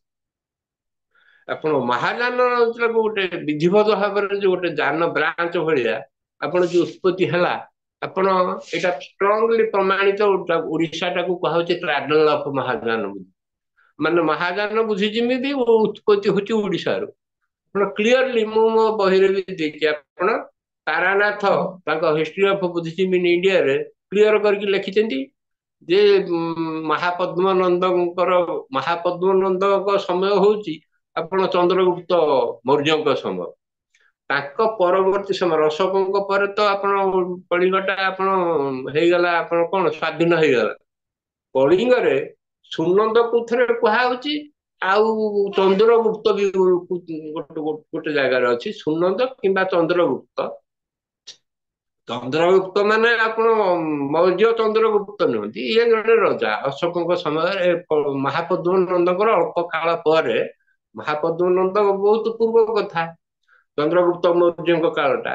ତେଣୁ ଏଇ ଯୋଉ ପରବର୍ତ୍ତୀ ସମୟ ମାନେ ଫାଷ୍ଟ ବିସି କୁହାହଉଛି, ଖ୍ରୀଷ୍ଟପୂର୍ବରୁ ପ୍ରଥମ ଏଡି ଭିତରେ ମହାଯାନର ଉତ୍ପତ୍ତି। ସେଇ ସମୟରେ ଓଡିଶାରେ ଆପଣ ରାଜା ଥିଲେ, ସୁନନ୍ଦ ହୁଅନ୍ତୁ କି ଚନ୍ଦ୍ରଗୁପ୍ତ ହୁଅନ୍ତୁ, ତାଙ୍କୁ ଆପଣ ଯୋଉ ବୌଦ୍ଧ ଦେବତା ମଞ୍ଜୁଶ୍ରୀ ନିଜେ ଆସି, ଆପଣ ଯୋଉଟା ଆପଣ ମହାଯାନର ହଉଛି ପ୍ରଥମ ଗ୍ରନ୍ଥ ପ୍ରଜ୍ଞାପାରମିତା ସୂତ୍ର, ସେଇଟାକୁ ଆପଣ ତାଙ୍କୁ ଦେଇକି ପ୍ରଦାନ କରିକିରି ଗଲେ, ମଞ୍ଜୁଶ୍ରୀ ନିଜେ ରଜାଙ୍କ ହାତରେ। ସେଇଟା ହଉଛି ଆପଣ ପ୍ରମାଣ ଯେ ମହାଯାନ ସେଇଠୁ ଉତ୍ପନ୍ନ ହେଲା। ତେଣୁ ମହାଯାନର ଉତ୍ପତ୍ତି ସ୍ଥଳ ହଉଛି ଓଡିଶା। ଏଟା କ୍ଲିୟରଲି ବି ଲେଖିଛନ୍ତି ଆପଣ, ନବୀନ ସାହୁ ବି ଲେଖିଛନ୍ତି। ମହାଯାନର ଉତ୍ପତ୍ତି ଏଇଟା ଗୋଟେ ଅଛି। ଆଉ ଗୋଟେ ଆପଣ ବୌଦ୍ଧ ଶାସ୍ତ୍ରରେ ଅଛି ଯେ ମହାଯାନଟା ଆପଣ ଦକ୍ଷିଣା ପଥରେ ସୃଷ୍ଟି ହବ, ଆଉ ବଢିବ ପୂର୍ବରେ, ଆଉ ସେ ପଳେଇବ ତାପରେ ୱେଷ୍ଟକୁ ପଳେଇବ, ଅନ୍ୟ ଚାରିଆଡେ ଖେଳିଯିବ, ନର୍ଥକୁ ଯିବ। ଆପଣ ତେଣୁ ମହାଯାନ, ଆମର ଓଡିଶାଟା ସେତେବେଳେ ଆପଣ ଦକ୍ଷିଣା ପଥରେ ଥିଲା, ଏଟା ହିଷ୍ଟୋରିକାଲ। महासंघिक माने ଆପଣ ଯୋଉ ଆସିଲେ ସିଆଡୁ ସେମାନେ ନାଗାର୍ଜୁନ କୋଣ୍ଡାରେ ଆଉ ଓଡିଶାରେ ଦିଟା ଜାଗାରେ ରହୁଥିଲେ महासंघिक ମାନଙ୍କର ହେଡକ୍ୱାର୍ଟର ଯୋଉଟା ମହାଯାନର ମୂଳ। ଇଆଡେ ତାରାନାଥଙ୍କର ହିଷ୍ଟ୍ରିରେ ଏଇଆ ହେଲା ଯେ ଦେଇଦେଲେ ଆପଣ ଆଣିକି ପ୍ରଜାପାରମିତ ସୂତ୍ର ଯୋଉଥିରେ କି ମହାଯାନର ସୃଷ୍ଟି। ଏଇଟା ମହାଯାନ ଟାକୁ କୁହାହଉଛି ଯେ ପ୍ରଥମ ବିସି ଫାଷ୍ଟ ବିସିର ଫାଷ୍ଟ ଏଡି ଭିତରେ। ତେଣୁ ମହାଯାନ ଯୋଉ ସୃଷ୍ଟି ହେଲା ମହାଯାନ ପରେ ଆପଣ ମହାଯାନ ଟା ଦିଟା ବ୍ରାଞ୍ଚ ହେଇଗଲା। ମୁଁ କହିଛି ଆପଣଙ୍କୁ ଆଗରୁ ଗୋଟେ ହେଲା ମାଧ୍ୟମିକ ଆଉ ଗୋଟେ ଯୋଗାଚାର। ମାଧ୍ୟମିକ ବ୍ରାଞ୍ଚ ଟା ହେଲା ନିୟରିଷ୍ଟିକ ବ୍ରାଞ୍ଚ ଯୋଉଟା ମାଧ୍ୟମିକ ଶୂନ୍ୟ ବାଦ ଭିତରେ ରହିଲା ତାଙ୍କର ଧର୍ମ ଶୂନ୍ୟତା। ଏଟା ତାର ସୃଷ୍ଟିକର୍ତ୍ତା ହଉଛନ୍ତି ପ୍ରଥମ ଏଡି ଖ୍ରୀଷ୍ଟାବ୍ଦ ପ୍ରଥମରେ ନାଗାର୍ଜୁନ ହଉଛନ୍ତି ତାର ସୃଷ୍ଟିକର୍ତ୍ତା ମାଧ୍ୟମିକ ବ୍ରାଞ୍ଚର। ତା ପରବର୍ତ୍ତୀ ସମୟରେ ଯୋଉ ଯୋଗାଚାର ହେଲା ଏଇ ଯୋଗାଚାରଟା ସବୁଠୁ ଆପଣ ଯୋଉଟା କି ପଛରେ ବୌଦ୍ଧ ଧର୍ମକୁ ଲୋପ କରି ନେଇଗଲା ଯୋଗାଚାରରୁ ଆପଣ ସେଇଟା ମୈତ୍ରେୟନାଥଙ୍କର ସୃଷ୍ଟି ତୃତୀୟ ଶତାବ୍ଦୀରେ ଯୋଉଟା କି ପରବର୍ତ୍ତୀ ସମୟରେ ତାର ଆପଣ ଅସଙ୍ଗ ବସୁବନ୍ଧୁ ଯୋଉ ଦି ଭାଇ ତାଙ୍କୁ କେତେ ବୌଦ୍ଧ ଶାସ୍ତ୍ରରେ ଦର୍ଶା ହେଇଛି ସେ ପେଶୱାର ବୋଲି ପାକିସ୍ତାନରେ ଯୋଉ ପେଶୱାର। କିନ୍ତୁ ଆମର ଡକ୍ଟର ସତ୍ୟନାରାୟଣ ଯୋଉ ବିଶିଷ୍ଟ ଆମର ଆର୍କିଓଲୋଜିଷ୍ଟ ଐତିହାସିକ ଓଡିଶାର ସିଏ ତାଙ୍କ ବହିରେ ପ୍ରମାଣିତ କରିଛନ୍ତି ସେ ଦି ଭାଇ ଯାକ ପୁରୀର। ଏବଂ ଆପଣ ଯାହା ସବୁ ଲକ୍ଷଣ ଜଣା ପଡୁଛି ଏଥିରୁ ଜଣା ପଡୁଛି କାହିଁକି ନା ଓଡିଶାଟା ହଉଛି ଆପଣ କ୍ରାଡଲ। କାହାର କ୍ରାଡଲ ନା ମହାଯାନର କ୍ରାଡଲ ଆଉ ବଜ୍ରଯାନର ବି କ୍ରାଡଲ ତନ୍ତ୍ର ସିଷ୍ଟମ। ଏଟାର ତନ୍ତ୍ର ସିଷ୍ଟମ ଖାଲି ବଜ୍ରଯାନ ନୁହେଁ। ତେଣୁ ଏଇ ଯୋଗାଚାର ବ୍ରାଞ୍ଚ ଟା ତୃତୀୟ ଚତୁର୍ଥ ଶତାବ୍ଦୀରେ ଇଏ ଦି ଭାଇ ଅସଙ୍ଗ ତୃତୀୟ ଶତାବ୍ଦୀରେ କଲେ ମୈତ୍ରେୟନାଥ ତାକୁ ଆଗକୁ ଚତୁର୍ଥ ଆଉ ପଞ୍ଚମ ଶତାବ୍ଦୀରେ ନେଲେ ଅସଙ୍ଗ ବସୁବନ୍ଧୁ। ଅସଙ୍ଗ ବସୁବନ୍ଧୁ ସୃଷ୍ଟି କଲେ ଆପଣ ଯୋଉଥିରୁ ବଜ୍ରଯାନ ଟା ସୃଷ୍ଟି ହେଲା ଏଇ ଯୋଉ ଆପଣ ଯୋଗାଚାର ଟା ହଉଛି ଏଇଥିରୁ ହିଁ ଆପଣ ଯୋଗାଚାର ମାନେ ଯୋଗ ମାନେ ଆପଣ ବୌଦ୍ଧ ଧର୍ମରେ ସେଇଟା ହଉଛି ଯୋଗ ମାନେ ତନ୍ତ୍ର। ଏଇ ଯୋଉ ତନ୍ତ୍ରଯାନ ଟା ସୃଷ୍ଟି ହେଲା ଏଇଥିରୁ ଯୋଗାଚାର ବ୍ରାଞ୍ଚରେ ମୈତ୍ରେୟନାଥ ତାର ସୃଷ୍ଟିକର୍ତ୍ତା। ଏଥିରୁ ପରବର୍ତ୍ତୀ ସମୟରେ ଆପଣ ଏଥିରେ ତନ୍ତ୍ର ଯୋଉଟା ପ୍ରବେଶ କରିଗଲା ଯୋଉ ଯାହା ଉପରେ ବେଶ କରିକି ଯୋଗାଚାର ପରେ ଯୋଉ ଚାଲିଲା ଆପଣ ଗତି କଲା ତନ୍ତ୍ରଯାନ ଆଡକୁ ଚତୁର୍ଥ ଶତାବ୍ଦୀରେ ଅସଙ୍ଗ ଗୁହ୍ୟ ସମାଜ ତନ୍ତ୍ର ସୃଷ୍ଟି କଲେ ପ୍ରଥମ କରି। ପ୍ରଥମ ତନ୍ତ୍ର ଗ୍ରନ୍ଥ ହଉଛି ମଞ୍ଜୁଶ୍ରୀ ମୂଳକଳ୍ପ ବୌଦ୍ଧ ଧର୍ମର ଏଇ ଯୋଉ ତନ୍ତ୍ରଯାନର। ଏଇଟା ପ୍ରଥମ ଶତାବ୍ଦୀ ବେଳରୁ ହେଲାଣି ଏଇଟା ଭିତରେ ଭିତରେ ଥିଲା କିନ୍ତୁ ଅସଙ୍ଗ ଗୋଟେ ସିଷ୍ଟମାଟିକ ଯୋଉ ତନ୍ତ୍ରଯାନଟାକୁ କଲେ ଗୁହ୍ୟ ସମାଜ ତନ୍ତ୍ରଟାକୁ ଏଇଟା ଚତୁର୍ଥ ଶତାବ୍ଦୀରେ। ଏଇଟା ଗୁହ୍ୟ ସମାଜ ସବୁ ବୌଦ୍ଧ ଧର୍ମର ତ ଆଉ ଆପଣ ମାନେ ଗୁରୁ ମାନଙ୍କର ପ୍ରାଧାନ୍ୟ ବେଶୀ ରହିଲାନି ତେଣୁ ଯୋଉ ଅଳ୍ପ ଅଳ୍ପ ଗୁରୁ ବେଶୀ ରହିଲେ ତାଙ୍କର ଅଳ୍ପ ଅଳ୍ପ ଶିଷ୍ୟ କିନ୍ତୁ ସବୁ ଗୁହ୍ୟ ସମାଜ କଲେ। ଏଇ ଗୁହ୍ୟ ସମାଜ ଭିତରେ ଏଟାକୁ ତନ୍ତ୍ର ଜିନିଷଟା ଶିକ୍ଷା ଦଉଥିଲେ ସେ ସିକ୍ରେଟଲି। କିନ୍ତୁ ଏଇ ଯୋଉ ଗୁହ୍ୟ ସମାଜ ତନ୍ତ୍ରଟାରେ ଆପଣ ଏଇଟାରେ ତିନିଟା ଜିନିଷ ବୌଦ୍ଧ ଧର୍ମରେ ଯୋଉ ତନ୍ତ୍ରର ମେନ୍ ଜିନିଷ ଯୋଉ କରପ୍ଟ କଲା ବୌଦ୍ଧ ଧର୍ମକୁ ସିଏ ସୃଷ୍ଟି କଲେ ଅସଙ୍ଗତାକୁ ଭିତରେ ଗୁହ୍ୟ ସମାଜ ତନ୍ତ୍ର। ତିନିଟା କଣ ତାଙ୍କର ତତ୍ଵ ତିନିଟା ହଉଛି ଗୁହ୍ୟ ସମାଜ ତନ୍ତ୍ରର ଯୋଉଟା ହଉଛି ବଜ୍ରଯାନର ମେନ୍ ଆପଣ ମୂଳ। ତିନିଟା ହଉଛି ଏଇ ଜୀବନରେ ଯେତକ ଯାକ ସାଂସାରିକ ସୁଖ ଏଇ ବଞ୍ଚିଥିବା ବେଳେ ଏଇ ଜୀବନରେ ହିଁ ଆପଣ ସବୁ ଉପଭୋଗ କରିବେ। ପୁନର୍ଜନ୍ମକୁ ବୌଦ୍ଧ ଧର୍ମ ବାଲା ବିଶ୍ୱାସ କରୁଥିଲେ ସେ କହୁଥିଲେ ଯାହା ସୁଖ ପାଇବା ଆମେ ସବୁ ଭୋଗ କରିବା ଏଇ ସୁଖ। ତାର କୋଡ ନାଁ ହେଲା ମହାସୁଖ। ଆପଣ ଏଇ ଜୀବନରେ ସବୁ ସୁଖ ପ୍ରାପ୍ତି ହବ। ଆଉ ଯୋଉ ଏନର୍ଜି ଆପଣ ଗୋଟେ ଶକ୍ତି ତତ୍ଵଟା ଯୋଉଟା କି ମେନ୍ କରପ୍ଟ କରିଦେଲା ଆପଣ ଏଟାର ବୌଦ୍ଧ ଧର୍ମ ସିଷ୍ଟମ ଟାକୁ। ସ୍ତ୍ରୀ ସାଧନା ସଙ୍ଗିନୀ ବା ସ୍ତ୍ରୀ ଶକ୍ତି ଇଏ ହଉଛନ୍ତି ଗୋଟେ ମେନ୍। ଆଉ ଗୋଟେ ହେଲା ପଞ୍ଚଧ୍ୟାନୀ ବୁଦ୍ଧ। ପଞ୍ଚଧ୍ୟାନୀ ବୁଦ୍ଧଟା ହଉଛି ଆପଣ ପାଞ୍ଚଟା ପୃଥିବୀର ଯୋଉ ପାଞ୍ଚଟା ସ୍କନ୍ଦ ସେ ସ୍କନ୍ଦ ପାଇଁ ଇଏ ତିଆରି ହେଲା ଆପଣ ପଞ୍ଚଧ୍ୟାନୀ ବୁଦ୍ଧ। ପାଞ୍ଚଟା ସଂସାର ଯୋଉ ପାଞ୍ଚ ସ୍କନ୍ଦର ବାହକ ବା ଅଧିକାରୀ ହେଲେ ତାଙ୍କ ପାଞ୍ଚ ଧ୍ୟାନୀ ବୁଦ୍ଧ ସେମାନେ ହେଲେ ବୈରୋଚନ ରତ୍ନ ସମ୍ଭବ ଅମିତାଭ ଅମୋଘ ସିଦ୍ଧି ଅକ୍ଷୟ। ତାଙ୍କର ପାଞ୍ଚଟା କୂଳ ରୂପ ବେଦନା ସଂଜ୍ଞା ସଂସ୍କାର ବିଜ୍ଞାନ। ଏଇ ଯୋଉ ପାଞ୍ଚ ଧ୍ୟାନୀ ବୁଦ୍ଧ ପ୍ରତି ଧ୍ୟାନୀ ବୁଦ୍ଧ ତାଙ୍କର ରହିଲା ଗୋଟେ ଶକ୍ତି ଆଉ ତାଙ୍କ ପରିବାର ପାଞ୍ଚ ଧ୍ୟାନୀ ମାନଙ୍କର, ପାଞ୍ଚ ଧ୍ୟାନୀ ବୁଦ୍ଧଙ୍କର ସିଙ୍ଗଲ ପାୱାର, ଦେନ୍ ଗୋଟେ ପାୱାର ହେଲା ଯୋଉଟା ତାଙ୍କର ଶକ୍ତିଟା ହଉଛି ବଜ୍ର। ସେଇ ବଜ୍ରରୁ ବଜ୍ରଯାନ ହେଲା ସୃଷ୍ଟି। ତେଣୁ ବଜ୍ରଯାନର ମୂଳ ତତ୍ଵ ହେଲା ଏଇ ତିନିଟା ମହାସୁଖ, ଶକ୍ତି ଆଉ ପଞ୍ଚଧ୍ୟାନୀ ବୁଦ୍ଧ। ଏଇ ଯୋଉ ପଞ୍ଚଧ୍ୟାନୀ ବୁଦ୍ଧରେ ଯୋଉ କହିଲି ତାଙ୍କର କୁଳ ପରିବାର ଏମିତି ହେଇକରି ଆପଣ ପ୍ରାୟ ଶହ ଶହ ଦେବଦେବୀ ଯୋଉ ବଜ୍ରଯାନରେ ବସିଲେ, ବଜ୍ରଯାନଟାକୁ କିନ୍ତୁ ଅଷ୍ଟମ ଶତାବ୍ଦୀରେ ଏଇଟାକୁ ଆପଣ ସମ୍ବଳର ଆମର ଯୋଉ ପଦ୍ମସମ୍ଭବ ବାପା ଯିଏ ଇନ୍ଦ୍ରଭୂତି, ସିଏ ଏଇଟାକୁ ଓଡିଶାରେ ସିଷ୍ଟମାଟିକ ଗୋଟେ ଯାନ ଆକାରରେ ତାକୁ ସିଷ୍ଟମାଟିକ ୱେରେ ଗୋଟେ ଯାନ ଆକାରରେ ପ୍ରବର୍ତ୍ତନ କଲେ। ତେଣୁ ସିଏ ହଉଛନ୍ତି founder father of Buddha Vajrayana. ଆପଣ ଇନ୍ଦ୍ରଭୂତି, ଆପଣ 84 ସିଦ୍ଧଙ୍କ କଥା ଜାଣିଥିବେ। ଯୋଉ ସିଦ୍ଧ 84 ସିଦ୍ଧ ମାନେ ବଜ୍ରଯାନ ଆଉ ସହସ୍ରଯାନ ୟାର ଯୋଉ ତତ୍ଵ ଗୁଡାକ ଆପଣ ସାଧାରଣ ଲୋକଙ୍କ ଭାଷାରେ, ସାନ୍ଧ୍ୟ ଭାଷାରେ ଲୋକଙ୍କ ପାଖରେ ପ୍ରଚାର କରୁଥିଲେ ପପୁଲାର ଭାଷାରେ। ସେଇ ଯୋଉ 84 ସିଦ୍ଧଙ୍କ ଭିତରୁ ସେମାନେ ହଉଛନ୍ତି ପ୍ରତି ସିଦ୍ଧ ଜଣେ ଜଣେ ଆପଣ ବଜ୍ରଯାନ ସହସ୍ରଯାନ ଇତ୍ୟାଦିର ଜଣେ ଜଣେ ମାଷ୍ଟର, ପୁରା ବଡ ପ୍ରତିଷ୍ଠିତ ମାଷ୍ଟର। ସେଇମାନେ ସେଇ ଯୋଉ ସିଦ୍ଧଙ୍କ ଭିତରୁ ଇନ୍ଦ୍ରଭୂତି ହଉଛନ୍ତି ଜଣେ ସିଦ୍ଧ। ଆଚ୍ଛା, ଇଏ ପ୍ରବର୍ତ୍ତନ କଲେ କୋଉଟା ଅଷ୍ଟମ ଶତାବ୍ଦୀରେ ଆପଣ ବଜ୍ରଯାନକୁ ଗୋଟେ ଯାନ ଭାବରେ। ତାଙ୍କର ଗୁରୁ ହଉଛନ୍ତି, ତାଙ୍କୁ ଗାଇଡ କରିଛନ୍ତି ଏଥିରେ ଅନଙ୍ଗ ବଜ୍ର। ସିଏ ଇନ୍ଦ୍ରଭୂତିଙ୍କ ଗୁରୁ। ସିଏ ସିଏ ଗାଇଡ କରିଛନ୍ତି, ଇଏ ଏଟାକୁ ପ୍ରବର୍ତ୍ତନ କଲେ ଗୋଟେ ସ୍ୱତନ୍ତ୍ର ଯାନ ହିସାବରେ। ଯୋଗାଚାର ବ୍ରାଞ୍ଚରେ ଯୋଉ ତିନିଟା ଆପଣ ତନ୍ତ୍ର ଯାନ, ଓଡିଶାଟା ମୁଁ ଆପଣଙ୍କୁ କହିଥିଲି କିନ୍ତୁ ମହାଯାନର କ୍ରାଡଲ, ମାନେ ମହାଯାନ ଏଠି ସୃଷ୍ଟି। ତନ୍ତ୍ରଯାନରେ ବି କ୍ରାଡଲ। ତନ୍ତ୍ରଯାନରେ ତିନିଟା ତନ୍ତ୍ର, ଗୋଟେ ବଜ୍ରଯାନ ହେଲା, ଗୋଟେ ସହଜଯାନ। ସହଜଯାନର ସୃଷ୍ଟିକର୍ତ୍ତା ହଉଛନ୍ତି ଏଇ ଇନ୍ଦ୍ରଭୂତିଙ୍କର ଭଉଣୀ। ସିଏ ବି 84 ସିଦ୍ଧ ଭିତରୁ ଜଣେ, ଲକ୍ଷ୍ମୀଙ୍କରା। ସିଏ ହଉଛନ୍ତି ସୋନପୁରର ରାଣୀ, ସିଏ ବି ଜଣେ ସିଦ୍ଧ।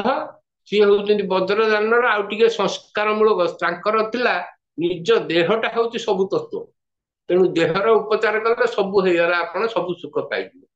ସେଇଟା ବି ଆହୁରି କରପ୍ଟ କରିଦେଲା ଆପଣ ଦେହ ସୁଖଟା। ଆପଣ ଆମର ବୌଦ୍ଧ ଧର୍ମ ଇଏ ହଉଛନ୍ତି ଗୋଟେ ଅଷ୍ଟମ ଶତାବ୍ଦୀରେ ଦିଟା ପ୍ରବର୍ତ୍ତନ ହେଲା, ବଜ୍ରଯାନ ଆଉ ସହସ୍ରଯାନ।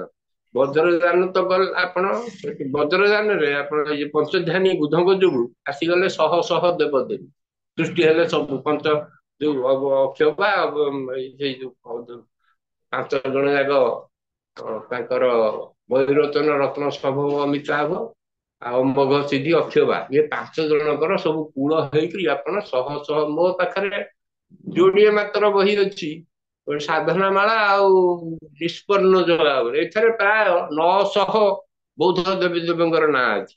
ୟା ଅପେକ୍ଷା ବି ଆହୁରି ଅଧିକା ଦେବଦେବୀ ଅଛନ୍ତି ବଜ୍ରଯାନର।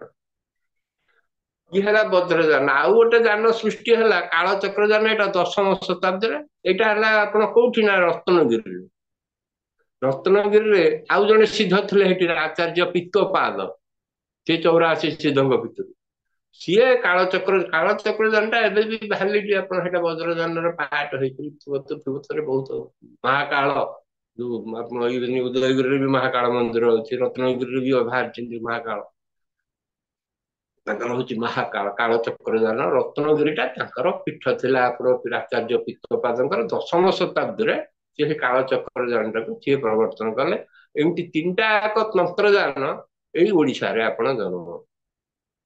ତେଣୁ ଇଏ ଗୋଟେ ଆପଣ ଏଇ ମୁଁ ଆପଣଙ୍କୁ କହୁଥିଲି ଯେ ଆମେ କେମିତି ଖଣ୍ଡନ କରିବା ଗାନ୍ଧାରଟାକୁ। ସିଏ ଏଇ ନୁହେଁ, ଆପଣ ପଦ୍ମ ସମ୍ଭବଙ୍କର କୌଣସି ଏଠି ସମ୍ପର୍କ ନାହିଁ। ଆପଣ ପ୍ରଥମ କଥା ହଉଛି, ଆପଣ ଯେତେ ଦେବଦେବୀ ମୂର୍ତ୍ତି ବଜ୍ରଯାନର, ଆଉ ବଜ୍ରଯାନରେ ଆପଣ ଚାରି ଜଣ ବୌଦ୍ଧ ଏଇ ବଜ୍ରଯାନର ଦେବୀ। ସେ 4 ଜଣ ହେଲେ କିଏ ନା କୁରୁକୁଲା, ତ୍ରୈଲୋକ୍ୟ ବସଙ୍କର, ମାରିଚି ଆଉ ବଜ୍ର ଯୋଗିନୀ ବା ବଜ୍ର ବରାହୀ।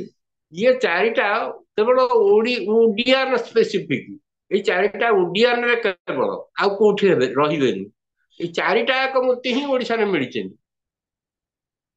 ଆଉ ଯୋଉ ବଜ୍ରଯାନରେ ଆପଣ ଯୋଉଠି ରହିବ, ପଦ୍ମ ସମ୍ଭବ ଯୋଉ ହଉଛନ୍ତି ବଜ୍ରଯାନ ମୂଳର। ତେଣୁ ସିଏ ଯୋଉ ଜାଗାରେ ହେବେ ସେଇ ଜାଗାରେ ନିଶ୍ଚିତ ବଜ୍ରଯାନ ପ୍ରବଳ ମାତ୍ରାରେ ଥିବ।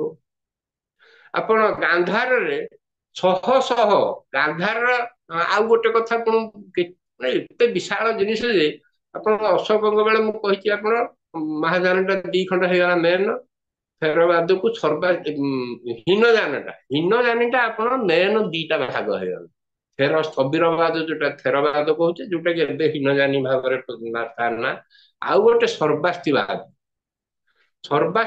ଆଉ ଥେରବାଦ ଦିଟା ଯାକ ଅଶୋକଙ୍କ ବେଳେ ସେଠି କାର୍ଯ୍ୟକ୍ଷମ ସକ୍ରିୟ ଥିଲେ କୋଉଠି ନା ମଗଧରେ କିନ୍ତୁ ଅଶୋକଙ୍କର ଟିକେ ବେଶୀ ଆଟାଚମେଣ୍ଟ ରହିଲା ଥେରବାଦ ପ୍ରତି ଏଇଟାକୁ ସର୍ବାସ୍ତିବାଦ ବାଲା ଅନୁଭବ କରିକି ସିଏ ପୁରା ଆପଣ ପାଟଳିପୁତ୍ର ଛାଡିକି ପଳେଇକି କିଛି ଆସିକି ଆମର ରହିଲେ ଏଇଠି ଘୋରାଶୈଳ ଫଳ ସବୁ ଏଇଠି ଆମ ଧଉଳି ପାଖାପାଖି ଆଉ ତାଙ୍କର ମେନ୍ ସେଣ୍ଟର ହେଲା ଗାନ୍ଧାର ସେକେଣ୍ଡ ସେଣ୍ଟର ହେଲା ମଥୁରା ଏଇଠି ସେମାନେ ପଳେଇଲା ପରେ ଅଶୋକ ନିଜର ଭୁଲ ବୁଝିପାରିଲେ ଯେ ମୁଁ ତାଙ୍କୁ ଅବହେଳା କରିଦେଲି ସର୍ବାସ୍ତିବାଦୀଙ୍କ ପାଇଁ ସେ ପଳେଇଲେ ତେଣୁ ଅଶୋକ କଣ କଲେ ଗାନ୍ଧାରର ଏଣ୍ଟାୟାର ରେଭିନ୍ୟୁ ଟା ଦେଇଦେଲେ ଏଣ୍ଟ୍ରଷ୍ଟ କରିଦେଲେ ସର୍ବାସ୍ତିବାଦକୁ ତମେ ଏଟାକୁ ଭୋଗ କରିକି ତମ ସମ୍ପ୍ରଦାୟଟାକୁ ବଢା ତେଣୁ ଆପଣ ସର୍ବାସ୍ତିବାଦର ଦୁର୍ଗ ହେଇଗଲା ସର୍ବାସ୍ତିବାଦଟା ହୀନଯାନର ଏଟା ମହାଯାନ ନୁହଁ